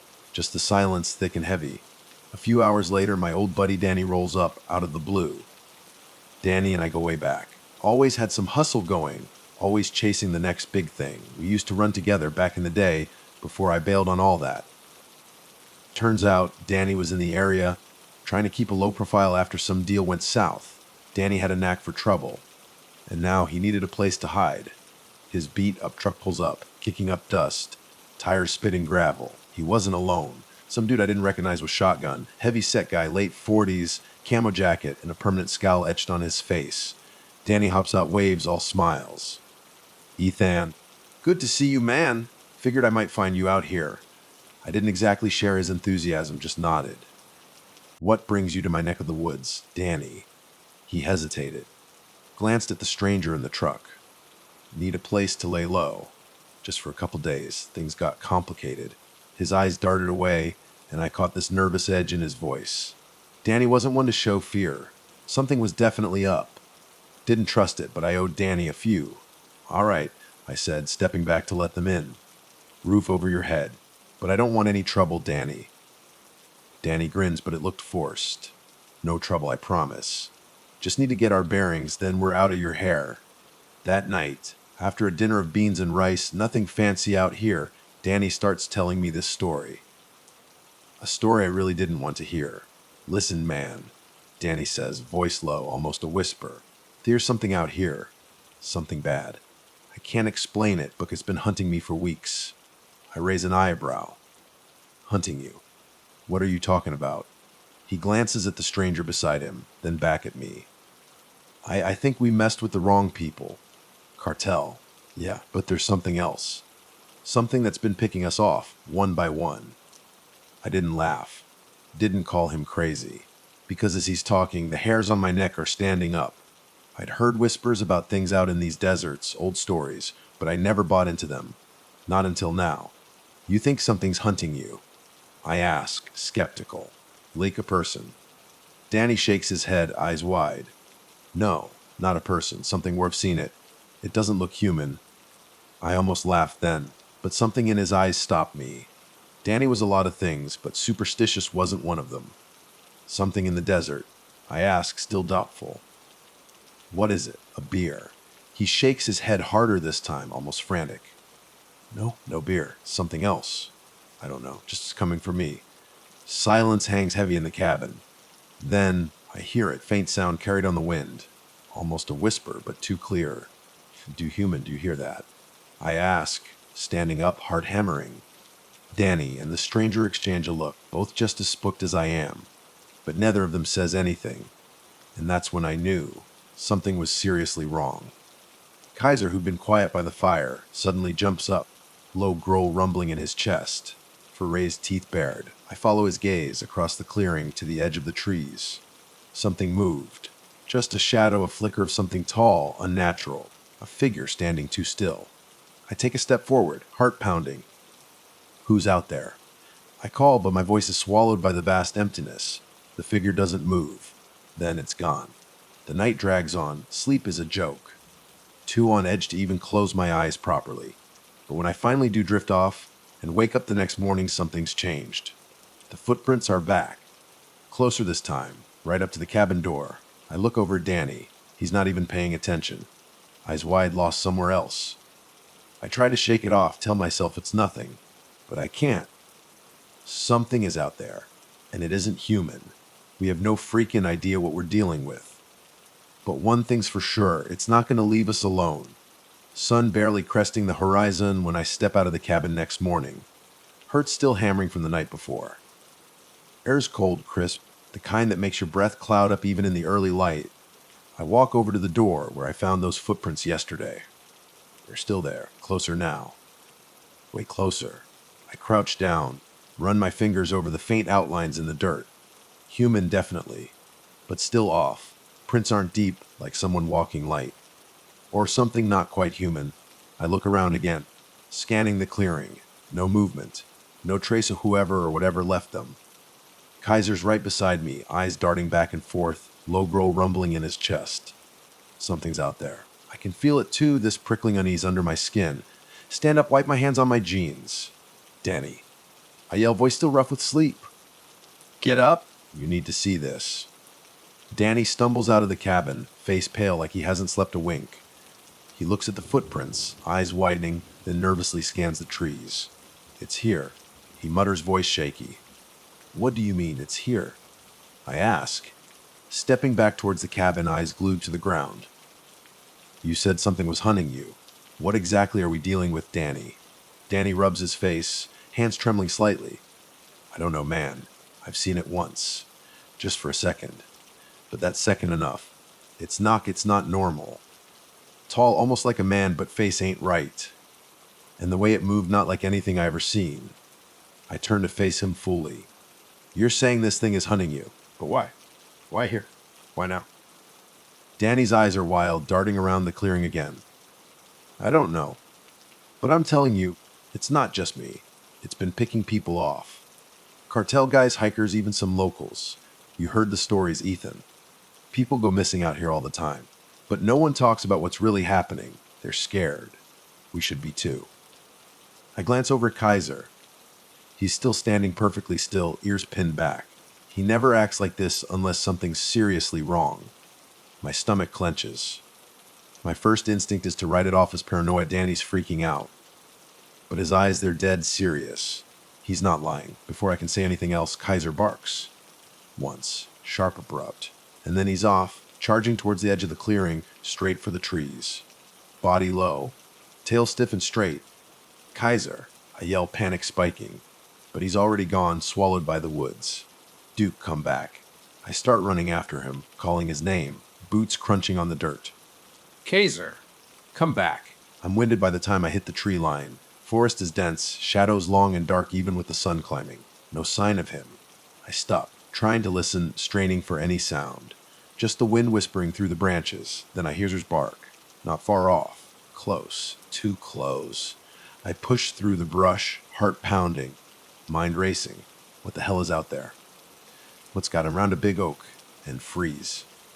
There's Kay just a feet away, sitting on the ground, tail thumping softly, but his eyes locked on something in front of him. Stands tense, alert, but not scared. That's weird. If something was out there, something dangerous, he'd be on high alert, not just sitting there like everything's normal. And then I see it, a figure, standing in the shadows of the trees. At first, I think it's a person, but then I see the way it moves. Slow, deliberate, body unnaturally tall, thin. Air on it seems to shimmer like reality itself is bending. Thing's skin is stretched tight over bones, pale. Almost see-through, no hair, no features. Just dark, empty sockets where eyes should be. I'm frozen. Can't move, can't breathe. It takes a step forward, and I hear the scraping sound on the ground. Nails long, curved nails dragging on the earth. Sound chills me to the bone. Instinctively, I take a step back, but Kaiser, he doesn't move, doesn't bark, doesn't react at all. The creature tilts its head slightly, like it's curious, studying me. I want to scream, run, do anything. But my feet are rooted, like a deer in headlights, paralyzed by pure, unadulterated fear. Then, just as suddenly as it appeared, it's gone. Vanished back into the trees like it was never even there. My legs give out. I collapse to the ground, breath rag uneven. Look around, dazed, trying to make sense of what just happened. Mind spinning. Logical side of me fighting for an explanation. Trick of the light, shadow, anything. But deep down, I know the truth. That thing was real. Ethan. Danny's voice breaks through the fog. He's standing behind me, face white as a sheet, body rigid with fear. What did you see? I can't answer. Don't even know how to explain it. Just stare at the spot where the creature was praying it won't come back. Finally, I turn to Danny, voice a hoarse whisper. It's here, Danny. Whatever you saw, it's real. Danny's eyes widen even more. Steps back, breath coming faster. Told you, didn't I? Told you it wasn't just some hallucination. Suddenly, Kaiser stands up, tail wagging like nothing even happened. Walks back towards us, calm as you please. Like he wasn't just staring down some creature from hell. But I don't feel calm. I feel hunted. Come on, I say, standing up shaky as hell. We need to get back to the cabin. Danny doesn't argue. Follows me in silence, eyes darting nervously, always looking over his shoulder. Can't blame him. I'm doing the same damn thing. Back at the cabin, I lock the door behind us. But the feeling of being watched doesn't fade. Still there, lurking just outside. Waiting, watching. Hours crawl by intense silence. Neither of us talks much. But it doesn't take a genius to know what we're both thinking. That thing isn't gone. It's still out there. Night starts to fall. Try to ignore the sinking feeling in my gut, but it just gets worse as the shadows lengthen. Silence broken only by the creak of the old cabin wood. Then, just before dark, I hear it again. A sound distant but unmistakable, soft scratching noise, like claws on wood. Kaiser growls again, low and guttural, eyes narrowed. I stand up, heart hammering in my chest. We need to go. Now. But Danny doesn't move. Frozen, staring out the window, eyes wide. And that's when I see it too. Thing isn't just caught there anymore. It's right outside the cabin. It followed us back. Door rattles. Low, ominous sound, like it's testing the wood. We both back away from the door. Fear, cold and paralyzing, grips us tight. Then the knocking starts. The knocking starts quiet. Soft, slow at first. Like a tree branch tapping against the window in the wind. But then it gets deliberate, firm. Almost purposeful. Each strike vibrates through the door, rattling the wood, sending shivers down my spine. It's not the wind. Not an animal testing the structure. It's something else. Someone. Or something else. I take a step back from the door, mind racing. What the hell is that? Danny's frozen too, back pressed against the wall across the room, eyes wide with pure panic. Kaiser, surprisingly, isn't barking.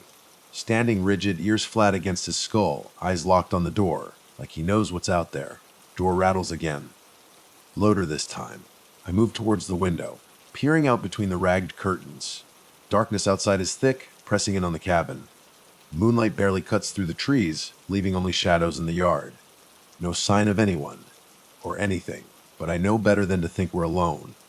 Danny, I whisper harshly, not wanting to make too much noise. Get the rifle. Danny barely reacts at first. Bodhi stiff, still paralyzed by fear. But after a moment, he blinks like snapping out of a trance. Stumbles towards the corner where I keep the rifle. Hands are shaking too bad to even grip the barrel. I grab it from him, trying to calm my own racing heart. Keep it together, Danny. Just keep quiet.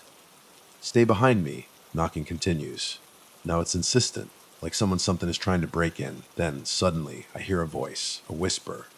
Soft, almost lost in the wind. Let me in, not human. Guttural, like a growl mixed with a rasp. Cold wave of terror washes over me. I step back, heart hammering. Voice, if you can even call it, that came from right outside the door. Who's there? I call. Voice trembling despite myself. Who's out there? Long pause, followed by a low, drawn-out chuckle. Kind of laugh that makes your skin crawl. I've been waiting for you, it says. Almost teasing. That's when it hits me, not just the knocking. The voice thing isn't just knocking to get in, it's mocking us. Taunting us. I turn quickly, motioning for Danny to move further into the cabin. Slam the bolt shut on the door, even though I know it won't stop whatever's on the other side. I can hear it now, scratching at the wood, like it's trying to dig its way through. Danny, get the damn gun. I snap, voice getting more urgent. Danny barely moves, still glued to the corner. Sweat's pouring down his face, breath coming in ragged gasps. See it then. The man who seemed so self-assured, so confident just hours ago. Completely broken. Whatever's outside has shattered him. And I'm not sure how much longer he can hold it together. I look back at the door, then to the window, then back to the door again. It's right outside, whatever it is. And it's waiting. Then, as suddenly as it started, the knocking stops. Complete silence fills the cabin. I can hear my own heartbeat in my ears. Wait, it feels like hours, trying to steady my breath. Kaiser's beside me, growling softly, but he's not tense anymore. Just alert, like he's waiting for something to happen. But nothing does. Silence stretches on. Still frozen, gripped tight on the rifle. Should we go outside? Danny asks, voice barely a whisper. No, I say too quickly, too loud. We're not going out there. We wait. Another half hour. An hour. Time loses all meaning. Can't tell if it's morning or night anymore. All I know is the knocking hasn't come back. But that doesn't mean we're safe. I can still feel it. Feel the eyes of whatever's out there, watching us, waiting for us to screw up.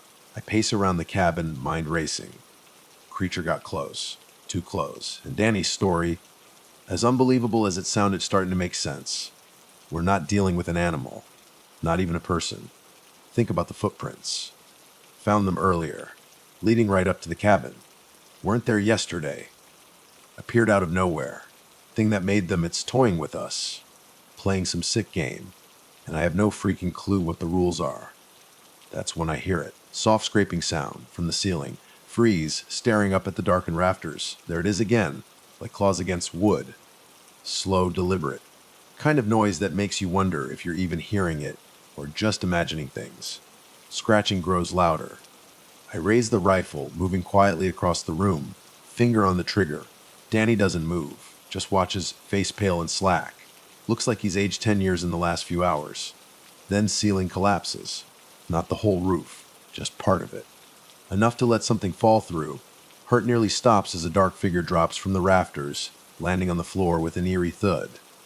Tall, thin, unnaturally long limbs stretching out like a spider. No face. Just black, empty sockets where eyes should be. Kaiser barks, charging towards it. But before I can react, the thing reaches down, grabs him by the throat. Kaiser yelps, struggling. But Creature's grip is like iron. Kaiser, I shout, raising the rifle. No, too late. Creature grip tightens, one violent tug. Snap. Kaiser's neck breaks. Wave of rage and despair washes over me, mixed with the terror. Not sure which is stronger. Creature turns towards me, head tilting at an unnatural angle. Opens its mouth. Or, at least, I think it opens its mouth. No mouth to speak of. Just expansive darkness that seems to swallow the light around it. Takes a step forward. I pull the trigger. Gunshot echoes in the cabin. Deafening. Creature staggers back. Thin, high-pitched screech rips from the black void where its mouth should be. But it doesn't fall, doesn't die. Just shrieks in agony and fury. I fire again and again, each shot hitting it, but doing nothing to stop it, like firing at smoke. I back away slowly, mind screaming at me to run, get out. But there's nowhere to go. Cabin's our prison. And the thing outside our jailer. Danny, who's been paralyzed by fear, finally seems to snap. Grabs a knife from the table, lunges at the creature, yelling something I can't hear over the chaos. Thing just reaches out, grabs Danny's arm, and twists. Hear a sickening crack. Danny screams. Creature silences him with another twist of its hand. Danny goes limp, body dangling from the thing's grasp. That's when it hits me. We're not just dealing with something that hunts us. We're dealing with something that's feeding on us. I can't breathe. Body frozen, paralyzed. Danny's body dangles limply, arm bent at an impossible angle, blood dripping on the floor. Eyes wide, glazed over with shock and pain. But he's not screaming anymore. Life's gone out of him in an instant. I have to move. Do something, but I can't think. Creature thing is not like anything I've ever encountered. Not human, not just hunting. It's enjoying this, feeding off our terror. Can see it in the way its head tilts, the way those dark, empty sockets seem to pierce right through me. Not just alive, something older, something evil. Raise the rifle, hands trembling, heart pounding in my ears. Has to be a way to stop it. I fire again, point blank, straight at the creature's chest, where its heart should beat. Shot echoes through the cabin again, deafening in the enclosed space. Creature recoils, but not in pain, not hurt, amused. Seems to grow taller, limbs elongating further, body shifting, like a shadow made flesh, twisting in impossible ways. I fire again and again. Not enough. Every bullet seems to pass right through it, like it's nothing, like it's not even there. It just gets closer, and now it's smiling, or at least, that's what I think when I see the gaping hole open wide in the center of its face. Jagged black teeth that don't belong to any creature on this earth. I turn away, scream ripping out of my throat. What the hell do you want from us? I shout, voice breaking. Why are you doing this? Creature doesn't answer, just reaches towards me with its long, skeletal hand. And I know in that instant it's going to kill me, but then something strange happens. Something I don't understand. Danny's body. His lifeless, limp form twitches. Spasms. Can see it even though my vision's blurring with panic. Eyes roll back in his head, and then, with an awful creaking sound, his mouth opens. Ethan. Voice muffled, like he's speaking underwater. Ethan, don't let it take you. Creature's grip loosens. Split second. And in that moment, I see the truth. Danny's still alive. Sort of. Possessed. Thing that's been dragging him down into the darkness, feeding on you, somehow entered him. Eyes aren't Danny's anymore. Black. Hollow. Void of any trace of humanity. I know then. Whatever's left of my friend is gone. What stands before me isn't him. It's the creature. It's taken him. Stumble back. Fighting for vision blurring. Tears mixing with fear and rage. Gotta act fast. Or I'll end up like Danny. Like whatever that is. Sprint across the room, desperate for way out. Back door. Only option, sliver of hope. Reach for the knob. Thing slams its hand against the wood from the outside, rattling the hinges violently. No. That's when I know what I have to do. I'm not going to survive this. But I'm not letting this thing take anyone else. Not if I can help it. Run to the corner. Grab the last of my supplies. What little ammo I have left. Lighter. Bottle of gasoline I'd been saving. Don't know how long it'll keep, but it's all I got. Creature's growl reaches my ears. Low, guttural, just before I light the match. Fire spreads fast. Catching on the walls of the cabin. Flames lick at the beams above, heat scorching my skin. Can see it in the flickering light. Creature. Thing that took Danny. Killed, guided me. Lunges towards me. Long limbs reaching for my throat. But as it moves, flames touch it. It screams. Noise like nails scraping across metal. Crackles like the fire itself has a mind of its own. Creature shrieks, twisting, writhing in the flames. Form starts to distort, disintegrate, like fire's not just consuming its body, but its very existence. Air around it warps, bends, shadowy form collapsing in on itself like it was never solid to begin with. Don't stop to watch. Turn bolt through the door, gasping for breath, fleeing into the desert. Flames from the cabin light up the night sky, casting long twisted shadows across the barren land. Earth's thick with smoke, choking me as I run. I don't know where I'm going. Don't know if anyone will ever find me, but I made it out barely. Night stretches on. Hours slipping by as I stumble through the wilderness, trying to outrun the memory of the cabin. The things inside, what happened to Danny? By the time sun starts to rise, painting the sky in reds and oranges, I've reached the nearest road, nearest town, nearest place that isn't a nightmare. Try to call for help. No signal. No one will know where I am. FBI will come eventually, I'm sure of it. No, whatever happened in that cabin will be covered up. Just like all the disappearances in this desert before. Stories of people going missing in Mojave for years. Government wants to keep it that way. But that creature, whatever it was, gone. At least, I hope it's gone. Hope the flames destroyed it completely. Sitting there, waiting for someone to find me, I hear a voice. Soft at first. Just a whisper in the wind. Ethan. Whip my head around. No one there. But then I hear it again. Louder this time. Ethany. Then I know. Don't turn around. Don't look. And when the wind shifts, I run. As fast as I can because I know something worse is coming. Darkness has followed me. And it's never really gone. My name's Alex and I'm 27 years old. This whole messed up thing happened back in October of 2022. I was on a road trip, one I seriously should never have taken alone. I was hauling ass from Oklahoma to California, trying to ditch a past I wanted to bury 6 feet under. My ex, Mark, had just gotten out of prison and started sending me messages, all promises about how he'd find me. I couldn't handle the fear anymore, so I crammed everything I owned into my Beat, up Chevy Blazer, and took off before sunrise. My plan was simple: drive straight through Arizona, skirt around Flagstaff, and hit the California border in a couple of days. Honestly, being on the road felt safer than constantly looking over my shoulder back home. The first few hours were a blur: highways, cheap gas stations, and miles of desert.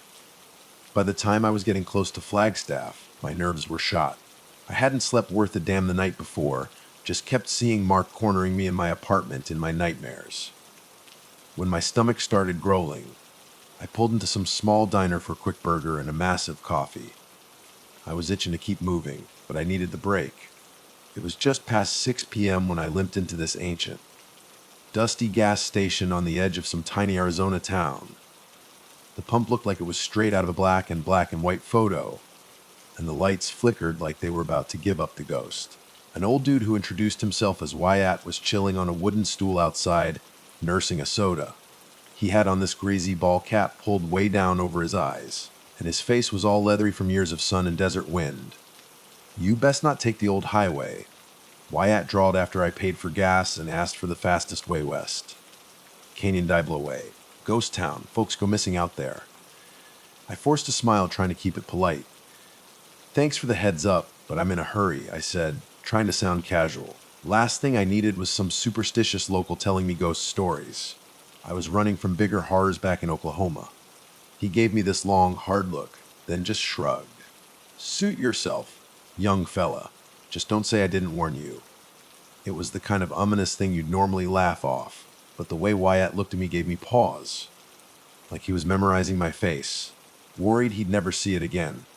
Creeped out, I jumped back in my Chevy and pulled onto the old highway, ignoring this prickly feeling of bad luck in my gut.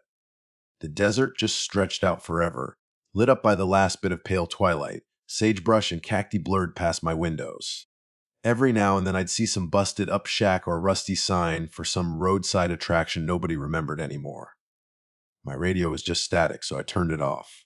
Suddenly it was just me, the highway, and the dark shapes of rock formations in the distance.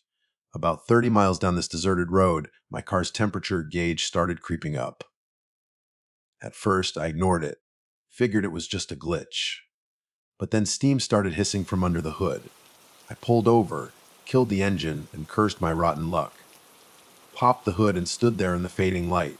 The desert air was cooling down, making my arms prickle through my jacket. I'm no car expert, but even I could see the radiator hose was leaking.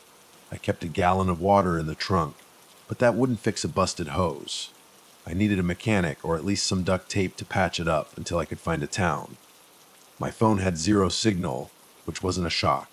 This stretch of highway looked like it hadn't seen traffic in ages. I scanned the horizon. The sun was going down fast, painting the sky in these crazy orange and purple colors. Way off in the distance, I spotted a cluster of buildings, old and falling apart, maybe what was left of a town. Canyon Diablo. Against my better judgment, I decided to check it out. Maybe, just maybe, there was something or someone there who could help. The other option was waiting for a car to pass, which might not happen until morning. I grabbed my flashlight and a small backpack with the basics: water, a granola bar, and my useless phone. Locked up the Chevy and started walking towards those crumbling shapes. My footsteps echoed on the asphalt in the still air. Every so often, I'd hear a rustle in the desert brush.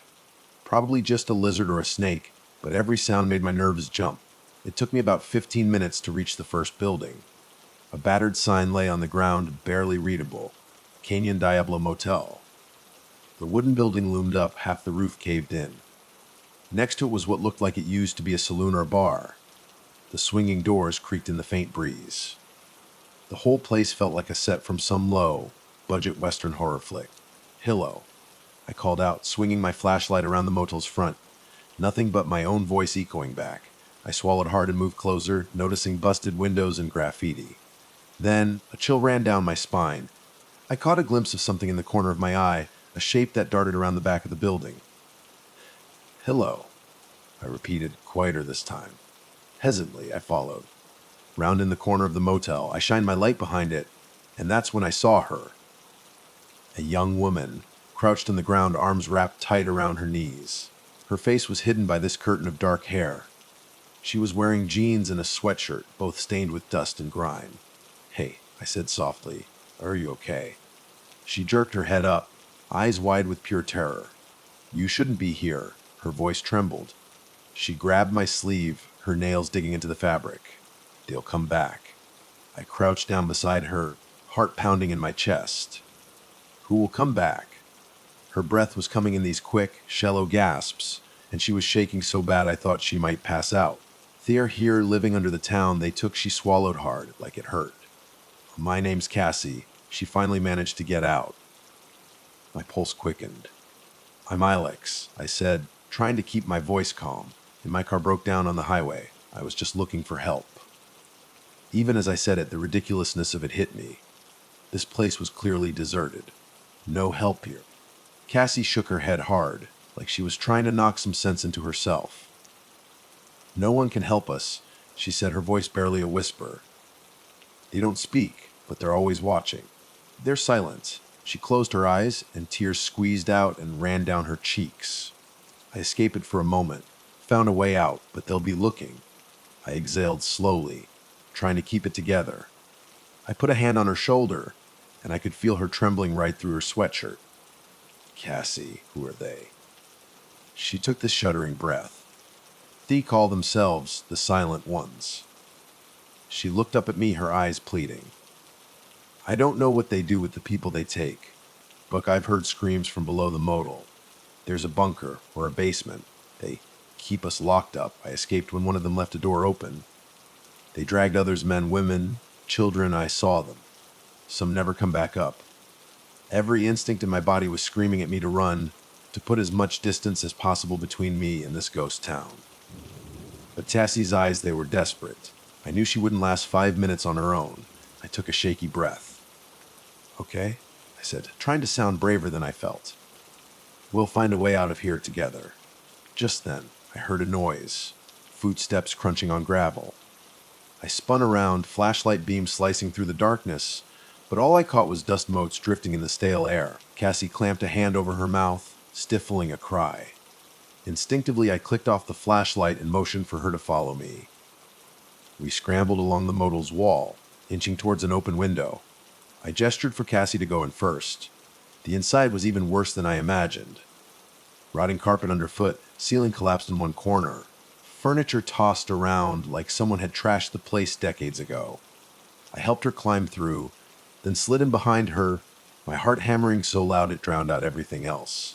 We crouched behind an overturned dresser in the pitch black. Dust coated my fingertips, and the smell of mold was thick in my nose.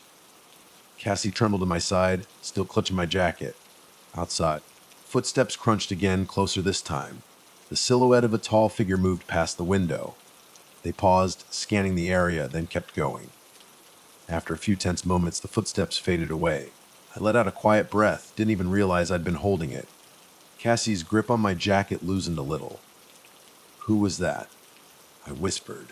She pressed her lips together, her eyes wide and dark. "One of them.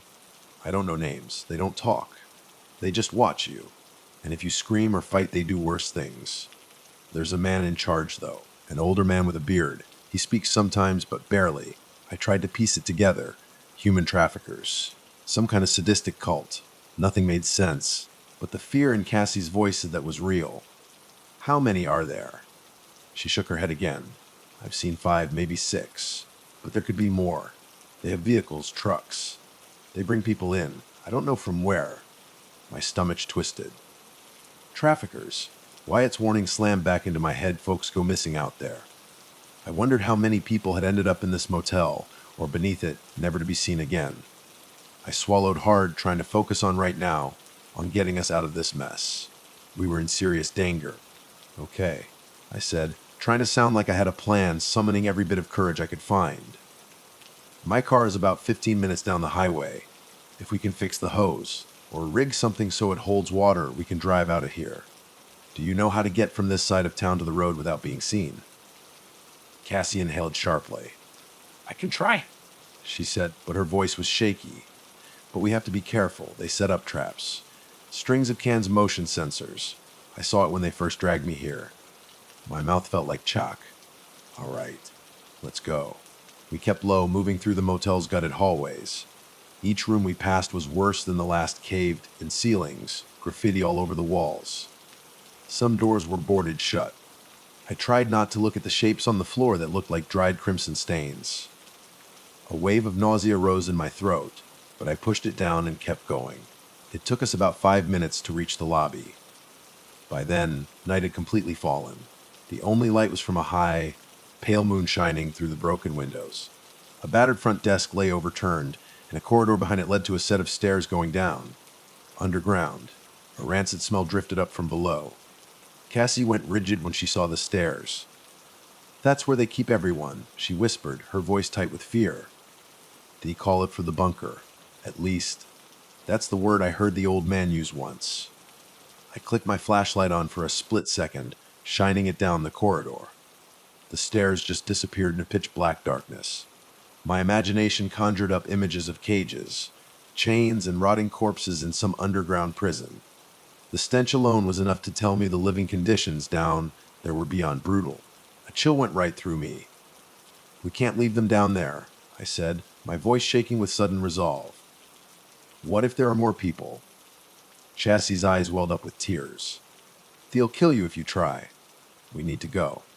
Something about the utter hopelessness in her voice made me hesitate. I wanted to do the right thing, rescue whoever was trapped, be some kind of hero, but the sheer terror on her face told me I might be way out of my depth. Right now, survival had to be the priority. "You're right," I conceded quietly. "Let's find a way out first." We headed for the motel's entrance, stepping over debris and shattered glass. The front door was hanging off its hinges, letting the cold desert breeze sweep in. I peered outside. Deserted. I took a cautious step onto the creaking porch, scanning the area. To the left, an old bar with broken windows. To the right, a dusty parking lot. The shapes of other broken down buildings loomed in the moonlight, and in the distance, the dark shadow of a water tower. "Let's cross the lot," Cassie whispered, her voice barely audible. "We can skirt around the back of the bar and head towards the road." I nodded, heart thumping. We moved quickly, staying close to the building walls. Adrenaline was flooding my veins, making my hands shake. Twice I thought I saw movement near the old bar, but Cassie just tugged my arm, and we kept going. We reached the far side of the lot, a patch of scrubby desert leading towards the highway. Relief washed over me. Just a little further, and we'd be free of this nightmare. Then, suddenly, a bright beam of light flared up ahead. My body tensed. We dropped to the ground behind a rusted metal barrel. A flashlight swept across the desert floor, followed by the silent approach of several figures in dark clothing. They wore bandanas over their faces, and their eyes reflected the cold moonlight. My breath hitched. "The silent ones," Cassie whispered, clutching at my sleeve. I could feel her trembling again. Neither of us dared to move. The group passed within 20 feet of us, scanning the ground. One man, tall and broad-shouldered, paused. He raised his flashlight, sweeping it right over our hiding spot. My pulse hammered in my ears. I prayed the barrel and the shadows were enough to hide us. After what felt like forever, the beam moved away. The group continued towards the motel. Once their footsteps faded, we carefully rose to a crouch. "They're searching," Cassie whispered. "Let's go now." We broke into a run, half-crouched, across the scrubland. My lungs burned, and every bush snagged at my pants. We moved in a zigzag, dodging the open stretches of moonlit sand. Eventually, we crested a small rise, and I could see the faint glimmer of the highway. Just as hope started to swell in my chest, Cassie stumbled, letting out a gasp. I turned to help her up and froze. Another beam of light swept towards us. They'd seen us. "Run," I shouted, yanking Cassie to her feet. We sprinted the last 50 yards.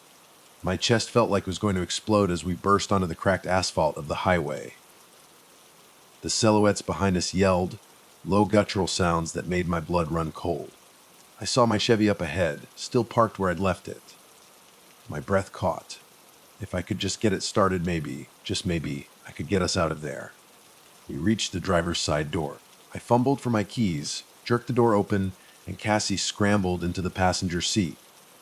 The engine cuffed, struggling to turn over in the darkness behind the car. I saw the flash of approaching flashlights. Another attempt. Finally, the engine cranked to life. but steam immediately started hissing from under the hood again. "Come on," I growled, slamming the steering wheel.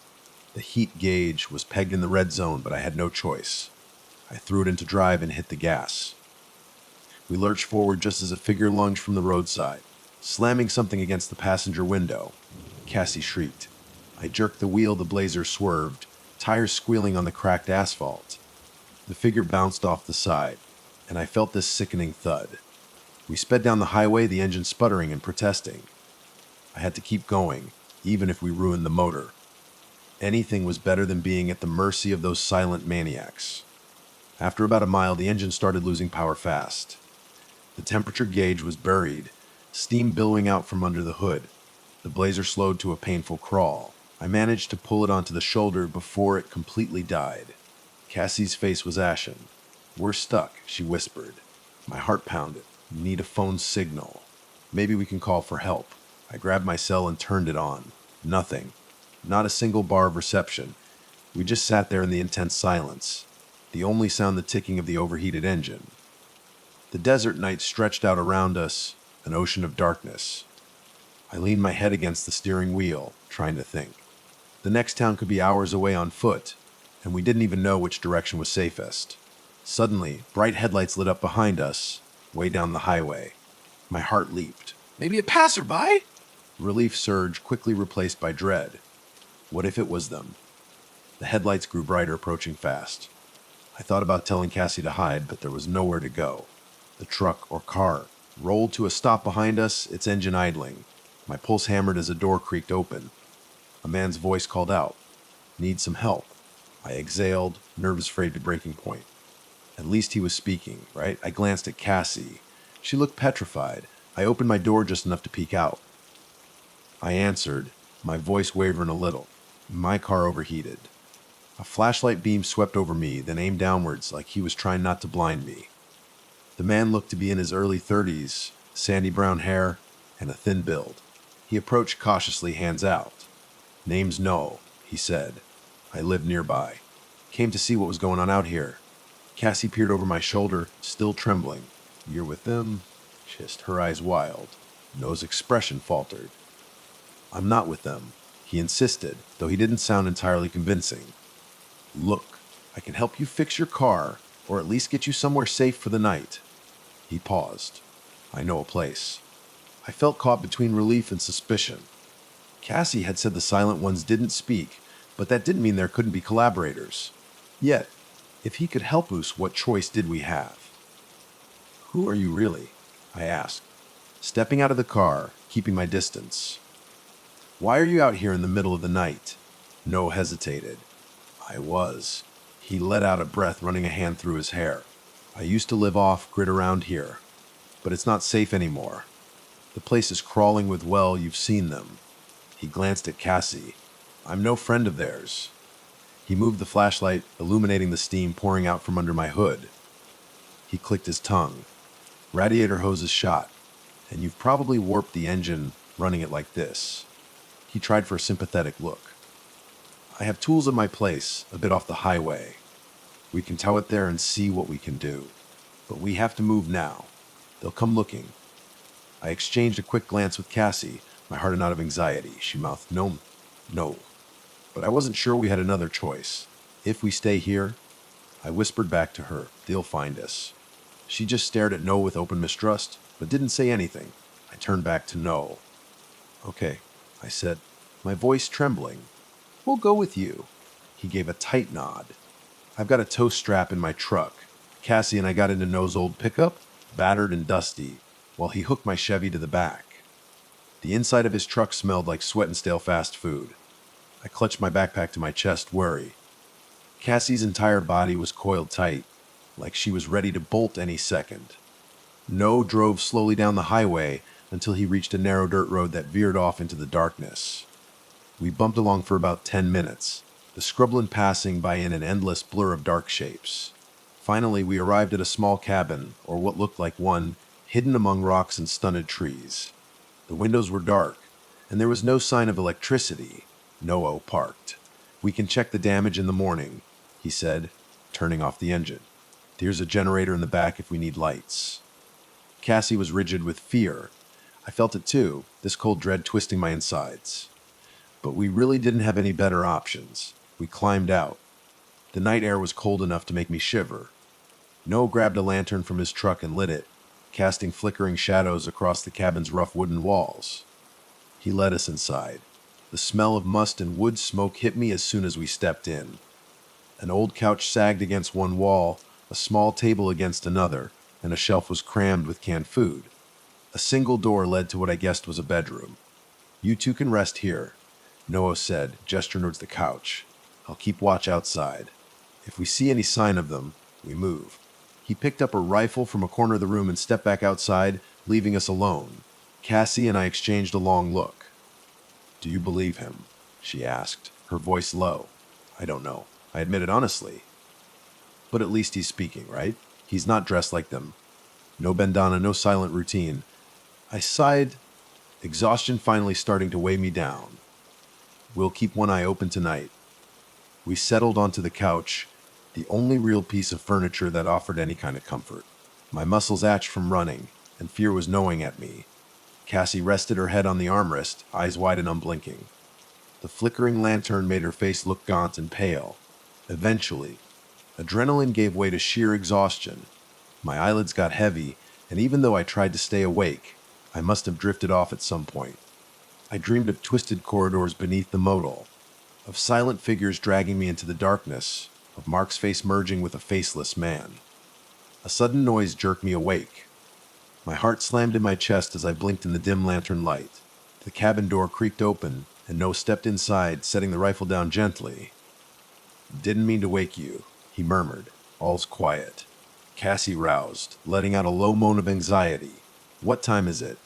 she asked, her voice thick with sleep and fear. He shrugged. "Around 3 in the morning, maybe. Hard to tell out here." I sat up, running a hand through my hair. "You said you know something about these people. The ones who took Cassie. Tell us." Noah hesitated, his eyes flicking to Cassie. He rubbed his temples. "They call themselves the Silent Ones," he began, his voice low.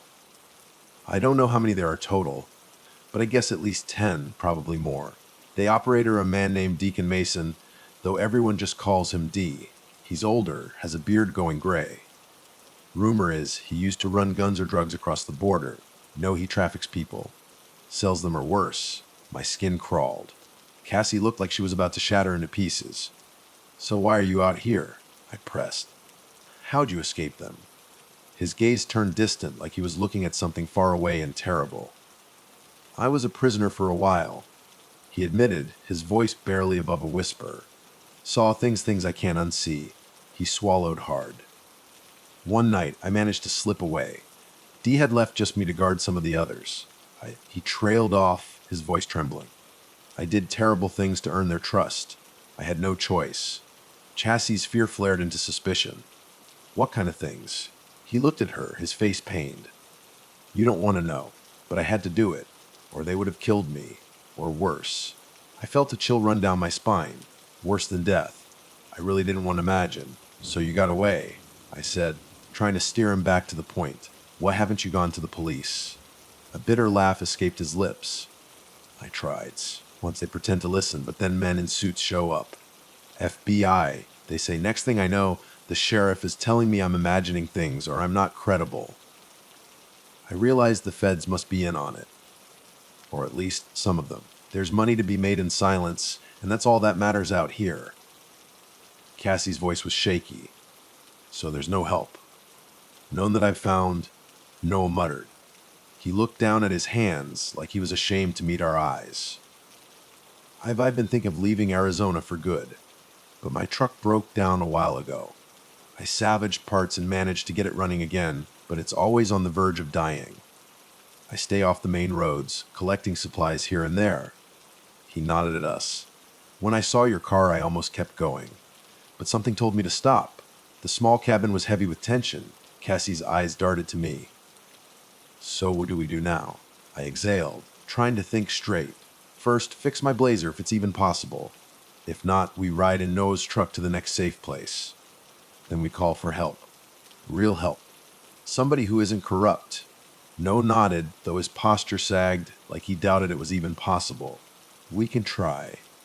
Morning light started seeping through the cracks in the cabin's boarded windows, washing the interior in a dusty glow. Cassie and I followed Noah outside. The desert chill was already fading under the rising sun. He rummaged around in a ramshackle shed, pulling out tools and a battered jerry can of water. Together, we walked over to my Blazer, which sat forlornly on the dirt road. The engine was coated in dried coolant, and the radiator hose had a jagged tear. "We can patch it," Noah said, scratching his neck. "Might not hold long, but maybe enough to get you to an actual town." He rummaged around in his truck and came back with duct tape, a length of rubber tubing, and some clamps. While he worked, Cassie and I stood watch, my eyes constantly scanning the horizon, half expecting those silent figures to appear. I couldn't shake the feeling that we were being watched. My hands wouldn't stop trembling. After about an hour, Noah wiped sweat from his brow and stepped back. "Let's give it a try." He refilled the radiator, then told me to start the engine. I turned the key hard in my throat. The Blazer coved, sputtered, then roared to life. The temperature gauge stayed in the normal range for now. "Looks good so far," Noah said. "I'd still drive slow." Sassy actually brightened a little, a hint of relief crossing her face. "So we can leave now." Noah hesitated, then nodded. "Yeah, let's get out of here." He looked at me. "I'll drive my truck behind you, just in case." We piled our meager supplies in the vehicles. My hands shook as I gripped the Blazer's steering wheel, adrenaline still coursing through my veins. Cassie climbed into the passenger seat beside me, turning to look back at Noah as he got into his truck. Just as we pulled onto the dirt track, the roar of engines shattered the quiet. 3 pickups emerged from the desert scrub, fanning out in front of us in a blockade. My stomach dropped. The lead truck's driver leaned out, bearded, middle-aged, with a cold glare. "D." Noah's voice crackled over the walkie-talkie he'd given me. "That's them," he said, his tone tight with panic. "Turn around." I slammed the Blazer into reverse, but a 4th truck appeared behind us, cutting off any escape. My heart thundered. Cassie grabbed my arm, eyes wide with terror. In a blur, men jumped out of the vehicles, bandanas covering their faces, rifles in hand. D stood calmly in front, his eyes fixed on me. He lifted a hand, signaling for me to lower my window. I did nothing at first, fear paralyzing me. Finally, under the threat of armed men, I rolled it down. He pulled down his bandana, revealing a rugged, angular face with a streak of gray in his beard. He looked at me, then at Cassie. "Come on out," he said, his voice barely above a murmur. His tone was eerily calm, almost gentle, but his posture screamed violence. "We're leaving," I said, surprised my voice didn't shake more. A shadow of amusement crossed his face. "Not without my permission." He turned his head to the truck behind me. "No," he called. "You gonna come out too?" My blood ran cold. Noah had said he was once part of them. Apparently, Dee knew him well. Cassie gasped, and I felt sick to my stomach. My mind raced. Was this all a setup? Noah stepped out of his truck, rifle in hand, looking like a cornered animal. His eyes flicked between Dee and me, beads of sweat rolling down his temple. "Dee," he said carefully, "I'm just trying to help them get out of here." Dee just tilted his head, a cruel smile playing on his lips. "No, no, no," he said, shaking his head slowly. "You left your post. I gave you a second chance, and this is how you repay me." He turned his gaze back to me. Harboring runaways. My thoughts were churning. So Noah was deeper in this than he'd let on. Maybe he was forced, maybe not. It didn't matter now. Armed men surrounded us. Cassie's face went pale, and she started to tremble. "Oh, to the car," Dee repeated, his voice hardening. "Both of you." I glanced at Cassie, then slowly opened my door. We stepped onto the dirt, hands raised. Several of the silent men moved in, surrounding us. I noticed one had a coil of rope slung over his shoulder. Another had plastic zip ties. This was planned. They were prepared. "What do you want from us?" I demanded, my voice cracking with fear and anger. Dee met my gaze, his eyes cold and empty. "To remind you who's in control here." He nodded to one of his men, who grabbed Cassie by the hair, forcing her onto the ground. She cried out, and I lunged to help, only to have another man smash the butt of his rifle into my gut. I collapsed to my knees, gasping for air. No edged forward. "Dee, please." Dee raised a hand, silencing him. "Not another word out of you," he growled. Then he studied me, crouching down so we were eye to eye. His breath smelled of tobacco and stale coffee. You came snooping around my property, stole one of my girls, and tried to run off. He stood in motion to his men. Can't have that. Load them up. Before I could even try to resist, they tied my hands behind my back. Cassie was yanked upright and similarly restrained. No stood frozen, guilt and fear warring on his face. I spat in his direction, anger surging through my terror. You bastard, I hissed. He opened his mouth to speak, but Dee cut him off again. Noah, you too, he said quietly. Since you like to play both sides, you can ride with them. His men disarmed Noah and Zip tied him as well. We were shoved into the back of one of their trucks.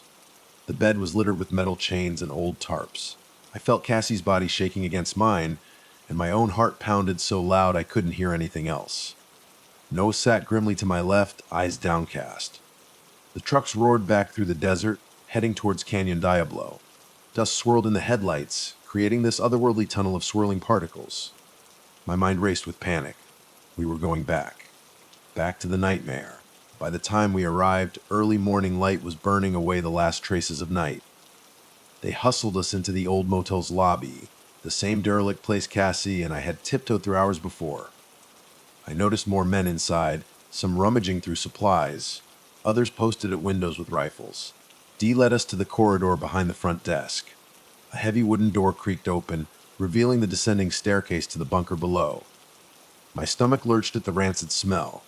Cassie whimpered, and tears glistened in her eyes. You first. One of the men barked, shoving me forward. My legs wobbled as I stepped onto the stairs. The darkness below felt like it was swallowing us whole. Noah stumbled behind me, while Cassie was dragged by another guard. The deeper we went, the worse the odor became. Human waste, rotten, stale air. A single bare bulb hung at the bottom of the stairs, revealing a corridor of concrete walls. The corridor branched into a series of rooms, each secured by metal doors with sliding peepholes. We were pushed into a large chamber that looked like it might have been a storage cellar at some point. Rusty pipes lined the ceiling, dripping full water. A single flickering fluorescent tube cast a sickly green light. In one corner, I saw piles of what looked old blankets, a bucket, and a battered table scattered with ominous-looking implements. I saw pliers, a knife with a serrated edge. My mind reeled. This was a place of torture, or worse. Dee watched us with his detached calm, arms folded across his chest. I'll deal with you one at a time, he said, his voice flat. He nodded to two of his men. Take the women to one room. No to another. Cassie clung to my arm, her grip desperate, but they tore us apart. We were marched down a side corridor and shoved into a smaller cell with a heavy metal door. My knees buckled as I stumbled in, Chassis collapsing beside me. The door clanged shut, leaving us in near darkness. A single grimy light bulb buzzed overhead, flickering so often it felt like we were in some hellish strobe. Cassie started to sob, her shoulders shaking silently. I sank to the floor, my chest tight with terror. The zip ties were cutting into my wrists. My mouth felt like sandpaper. She exhaled, tears trailing down her cheeks. All the others that were taken, they never came back. Or if they did, they were changed. A wave of nausea hit me. We were completely at these monsters' mercy. I thought about Mark, my ex. My fear of him seemed almost trivial now compared to this. I wanted to scream, cry, but all I could do was fight to stay composed. If we were going to escape, we needed a plan, a glimmer of hope. Time stretched out in that damp cell. At some point, the door opened again, and one of the goons in a bandana stepped in. He motioned to Cassie. You, come. She shook her head, sheer terror in her eyes. I tried to stand, but with my hands bound, I could barely get up. He grabbed her by the hair again, yanking her to her feet. Stop! I screamed, my voice cracking. He ignored me and dragged her out. The door slammed shut behind them, leaving me alone. My heart thundered. I rushed to the door, pressing my ear to the cold metal. Cassie's muffled screams echoed from somewhere down the corridor. I clenched my eyes shut, my nails digging into my palms. Minutes crawled by, though it felt like hours. Suddenly, the door swung open again and Cassie was shoved back inside. She collapsed, trembling. Her lip was split, blood trickling down her chin. He asked about you, she rasped, her voice shaking. Wanted to know why you came here, what you saw. She looked at me, tears welling up again. I told them nothing. My heart clenched. Cassie had protected me. I gently helped her sit upright, even though my own hands were still bound. "Thank you," I whispered, tears burning at the corners of my eyes. She took a ragged breath. "They said if we cooperate, maybe they'll let us go." Her gaze flickered with despair. "I know they're lying." But I said whatever I had to. I nodded, fear and anger twisting inside me. I looked around the cell, desperate for anything. An old pipe, a loose piece of metal, something to cut through these zip ties. The room was nearly empty, except for a stained mattress in one corner and a corroded drain on the floor. To my surprise, the door creaked open again a short while later, and D himself walked in. He held a small, worn leather-bound book in his hand. Not a weapon, which was almost more unsettling. He stepped into the cell, the guard closing the metal door behind him with a clang. It echoed in the small space, making Cassie jump. D ignored her, his eyes fixed on me. He held up the book. "Found this in your bag," he said, his voice still that unnervingly calm murmur. "A journal." He flipped it open to a random page, scanned it for a second, then looked back at me. "Lots of feelings in here, Alex." He almost made it sound like a question, but it wasn't. It was a statement, a threat. My stomach dropped. My journal. I've been writing in it since everything went to hell back in Oklahoma. It was full of all the stuff I couldn't say out loud, all the fear and anger, and feelings. Raw, messy feelings I definitely didn't want this guy reading. "Private," I managed to croak out, my voice rough. He chuckled, a low, humorless sound. "Out here, so nothing's private. Especially not anymore." He took a step closer, and the flickering bulb above cast long, distorted shadows on the concrete walls. He smelled like dust and something metallic like old blood. "You were running," he continued, still flipping through the pages, "running from something. Or someone." He paused, his eyes narrowing slightly. "Someone named Mark." Cassie flinched beside me, but I forced myself to meet Dee's gaze. "That's none of your business." He smiled, a slow, chilling curve of his lips. "Everything that happens in Canyon Diablo is my business." He closed the journal with a snap. "Mark sounds like trouble.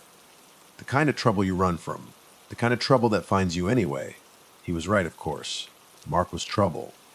A walking, breathing nightmare I thought I'd finally escaped. But now I was trapped in something way worse. "What do you want?" I asked, trying to keep my voice steady. Even though my insides were churning, D tilted his head, considering. "Want." He repeated the word like it was foreign to him. "I want order, control. Out here in this wasteland, people forget about order. They forget who's in charge. I'm here to remind them." He gestured around the cell with the book. "You wandered into my territory. Brought trouble with you. Stole one of my lost sheep." He glanced at Cassie, who flinched again, her eyes glued to the floor. "She wasn't yours to steal." I shot back, anger finally pushing past the fear. Dee's smile widened, but it didn't reach his eyes. "Possessive are we? That's interesting." He took another step closer, and I could see the gray flecks in his beard, the lines etched deep around his eyes. He was older than I'd first thought, older and colder, like something dead inside was keeping him going. "Look," I said, trying a different tack, trying to appeal to something, anything, in this guy. "We just want to leave.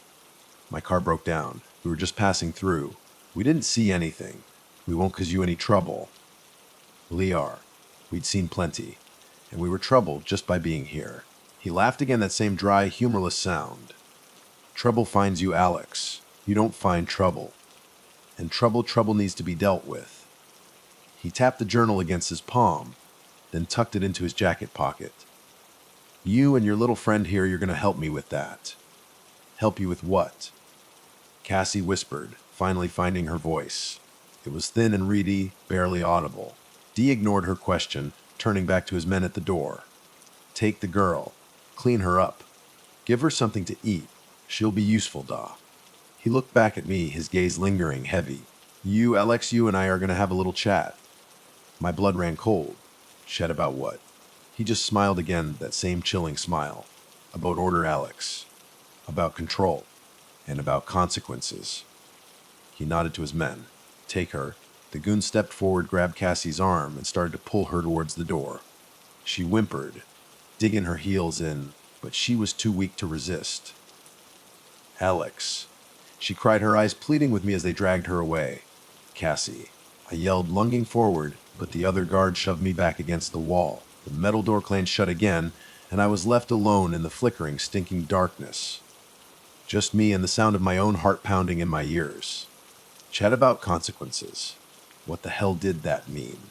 And who'sful? What did they want with Cassie? My mind raced, trying to make sense of it, but it was all just a jumbled mess of fear and dread. I was trapped.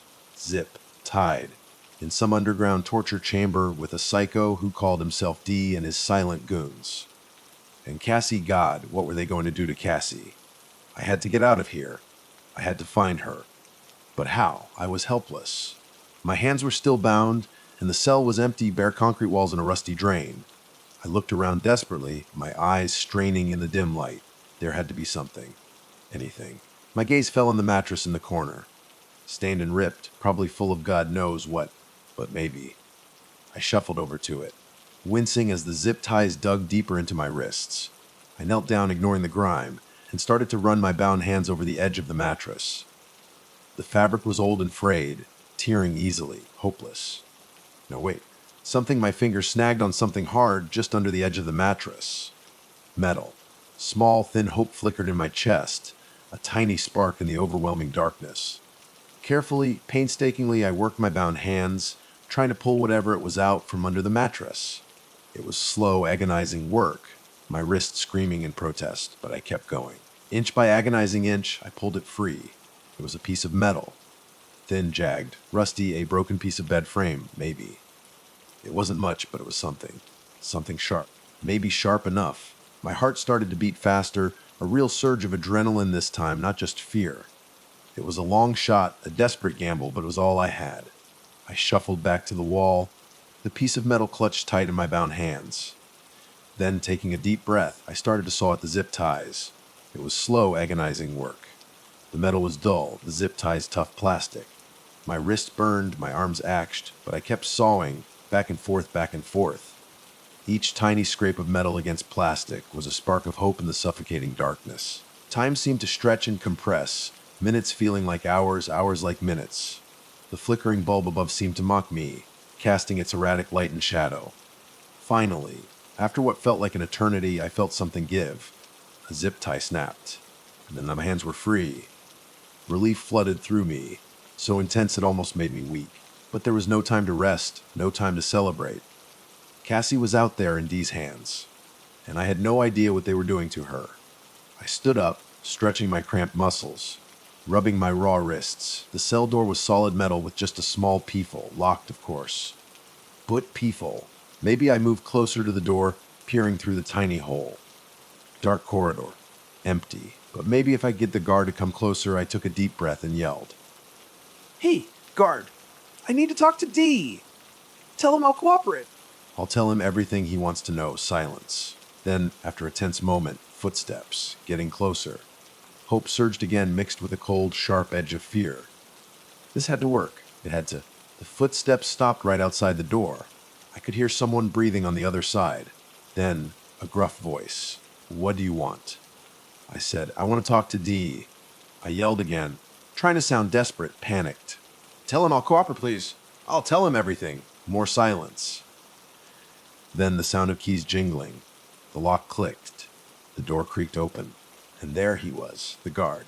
Big, silent, bandana over his face, rifle in hand. Just like all the others, he stepped into the cell, his eyes narrowed, suspicious. "What do you want?" he repeated, his voice low and menacing. This was it. My one chance. I lunged. He was big, but I was fueled by pure desperation. He wasn't expecting it. My shoulder slammed into his chest, knocking him off balance. He stumbled back, surprised, rifle clattering against the concrete floor. It bought me a split second. I was still weak, still sore from the beating, but adrenaline was pumping like crazy. I scrambled for the rifle, my fingers brushing against the cold metal.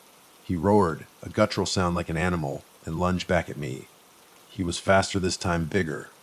He tackled me, sending us both crashing to the floor. We wrestled in the cramped cell, a brutal, silent struggle. He was stronger, heavier, but I was fighting for Cassie, for myself, for any chance of getting out of this nightmare alive. I clawed, kicked, bit anything to get an edge.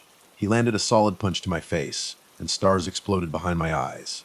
I tasted blood, but I didn't let go. I couldn't. Somehow I managed to scramble on top of him, pinning his arms.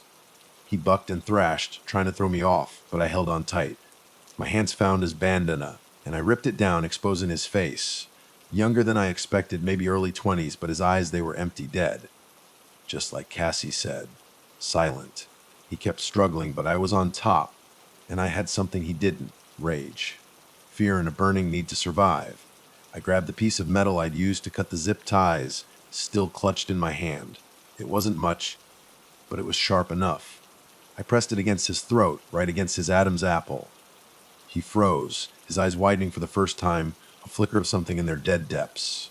Fear. Recognition. I didn't care. Where's Cassie? I gasped out, my voice ragged, pressing the metal harder. What have you done to her? He didn't answer, just stared up at me, his chest heaving, silent. Always silent. It made my blood boil. Talk, I yelled, pressing harder, drawing a thin line of blood. Where is she? Still nothing. Just that dead, empty stare. It was like talking to a goddamn mannequin. But I couldn't waste time.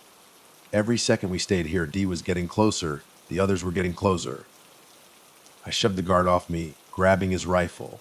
It was heavy, unfamiliar in my hands, but I knew how to use one. Oklahoma upbringing, for better or worse. I scrambled to my feet, pointing the rifle at him as he sat up, dazed. Stay there, I growled, my voice shaking but firm. Don't move. He just blinked at me, still silent, but this time there was something else in his eyes. Confusion, maybe even fear. Good, let him be afraid for once. I backed out of the cell, rifle raised, scanning the corridor empty. Just the flickering fluorescent light and the stench of rot. I moved quickly, adrenaline pushing me forward, ignoring the ache in my muscles, the throbbing in my head. Had to find Cassie and get the hell out of this place.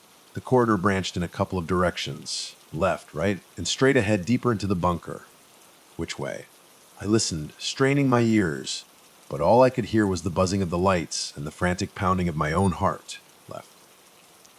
Sounded like Cassie's screams had come from that direction. I moved that way, rifle held tight, my senses on high alert.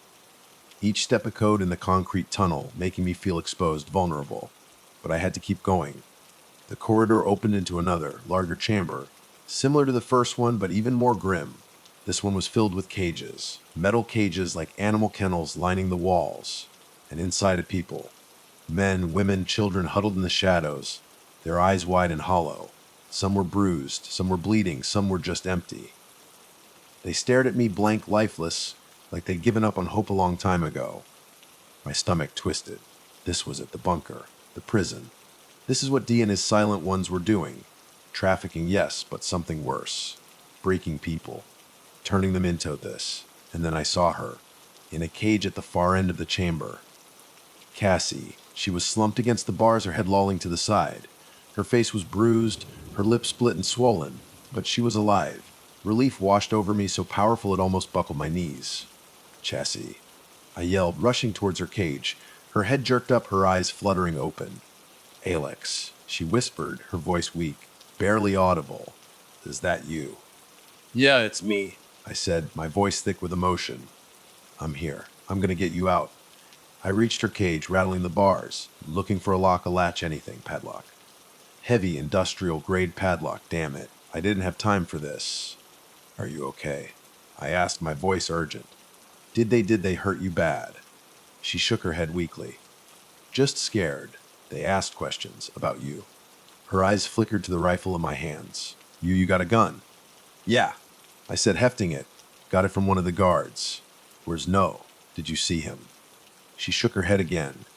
Separate rooms. They took him that way. She pointed down another corridor deeper into the bunker. Okay, I said, my mind racing. Okay, we'll find him. But first, we got to get you out of this cage. I looked around frantically. There had to be something to break this lock. Something. My eyes landed on the battered table in the corner. The one with the implements. Saw. Player. Torture tools. My stomach churned again, but I had no choice. Stay here, I told Cassie. I'll be right back. I ran to the table, grabbing the pliers. They were heavy, rusty, but maybe they'd be enough. I ran back to Cassie's cage, jamming the pliers into the padlock, trying to pry it open.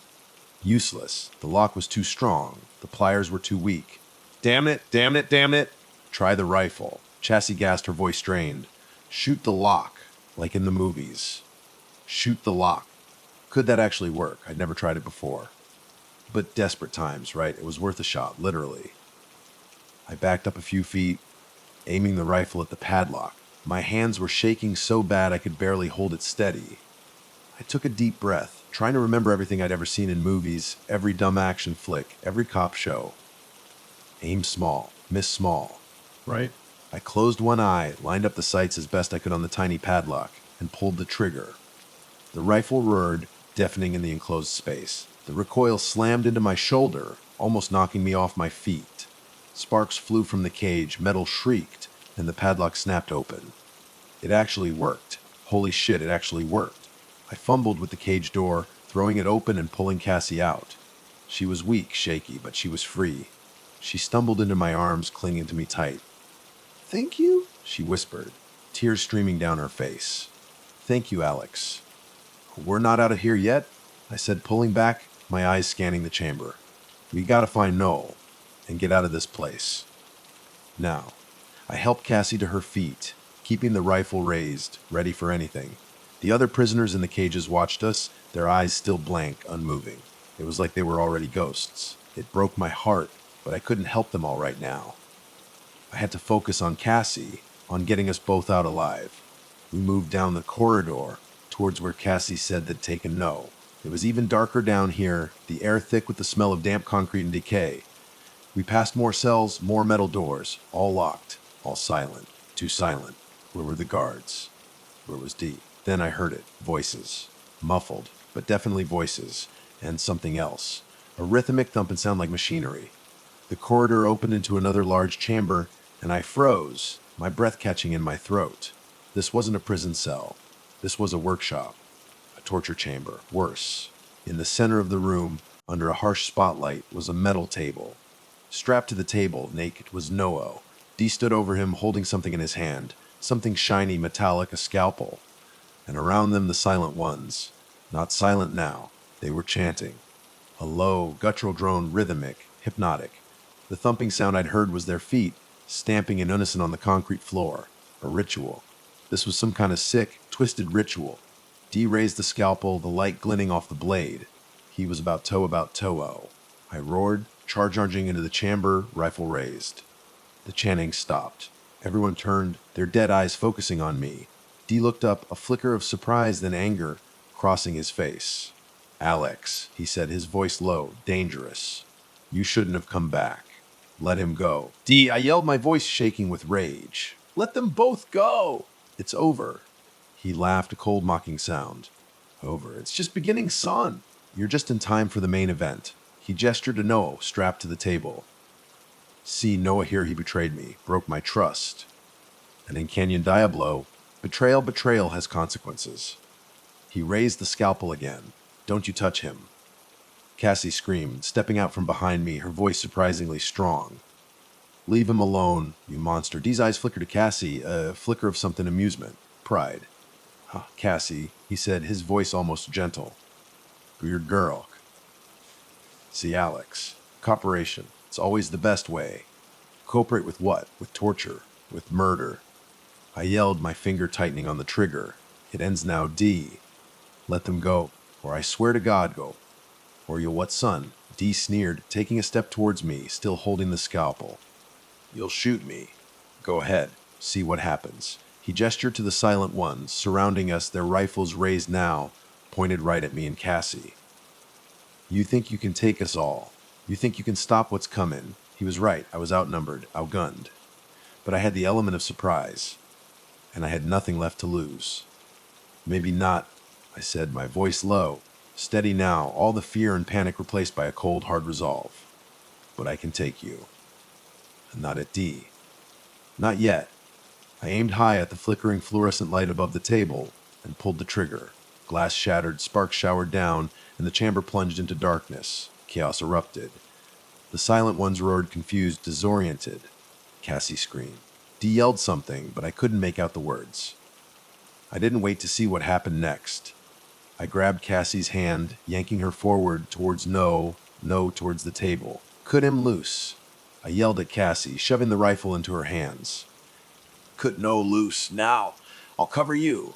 She fumbled with the rifle, her hands shaking, but she understood. She scrambled onto the table, fumbling for the straps holding No down. I turned, facing the darkness, rifle raised, firing blindly into the shadows, hoping to keep them back to buy us time. Gunfire flashed in the darkness, muzzle flashes lighting up the chamber in brief, strobe like bursts. Bullets whizzed past my head, ricocheting off the concrete walls. I fired back again and again, just aiming for the flashes, for the sounds, praying I hit something, anything. Cassie was working frantically at the straps, her small hands moving like lightning. Almost, she gasped. Suddenly, a figure lunged out of the darkness right at me. Silent, fast, deadly. I barely had time to react. He tackled me again, knocking the rifle from my hands. We crashed to the ground, rolling, grappling in the dark. This time he was ready. He was stronger, more skilled. He pinned me, his weight crushing the air from my lungs. I could feel his hands going for my throat. This was it. This was how it ended, in the dark, in the dirt, in this hellhole of a bunker. But then, a shot rang out, loud, sharp, echoing in the confined space, and the weight on top of me went limp. The body slumped onto me, heavy, lifeless. I shoved it off, scrambling back, blinking in the flickering light of a single flashlight beam. Cassie stood over me, rifle smoking in her hands. She was shaking, pale as a ghost, but her eyes, they were different now. Harder. Fiercer Olive, you okay? She gasped, her voice trembling but steady. I stared at her speechless for a moment. Yeah. I finally managed to croak out. Yeah, I'm okay. You saved me. She just nodded, her gaze still fixed on the fallen guard. We need to go, she said, her voice urgent. No, she was right. We weren't safe yet. Not by a long shot. But we had a chance. A slim one, maybe, but a chance. We cut Noah loose. He was barely conscious, but alive. We half carried, half dragged him out of the bunker, back up the stairs, back into the motel lobby. It was chaos. Shouts, gunshots, men running around in confusion. Dee's control was broken. For now. We didn't stop to think, didn't stop to plan. We just ran. Out of the motel, across the parking lot, towards the highway. We could hear them behind us, yelling, chasing. But we didn't look back. We just kept running, Cassie and me. And no stumbling between us, towards the faint glimmer of dawn on the horizon. We made it to the highway. Miraculously, Noah's truck was still there, keys in the ignition. We piled in, Cassie behind the wheel, Noah slumped in the middle, me in the passenger seat, rifle across my lap. Cassie jammed the key in the ignition, turned it, and prayed. The engine cove sputtered, then roared to life. Thank God. Thank fucking God. Cassie slammed it into gear and we sped off, tires spitting gravel, leaving Canyon Diablo, and the horrors within behind us in a cloud of dust. We didn't stop driving until we were miles away, until the desert turned to towns, towns to cities, cities to safety. We were alive. We were free. But the silence of Canyon Diablo, the dead eyes of the silent ones, and the chilling calm of Dee, those things I knew would stay with me forever. Some scars you just can't outrun, no matter how fast you drive. And some roads you should never, ever take alone.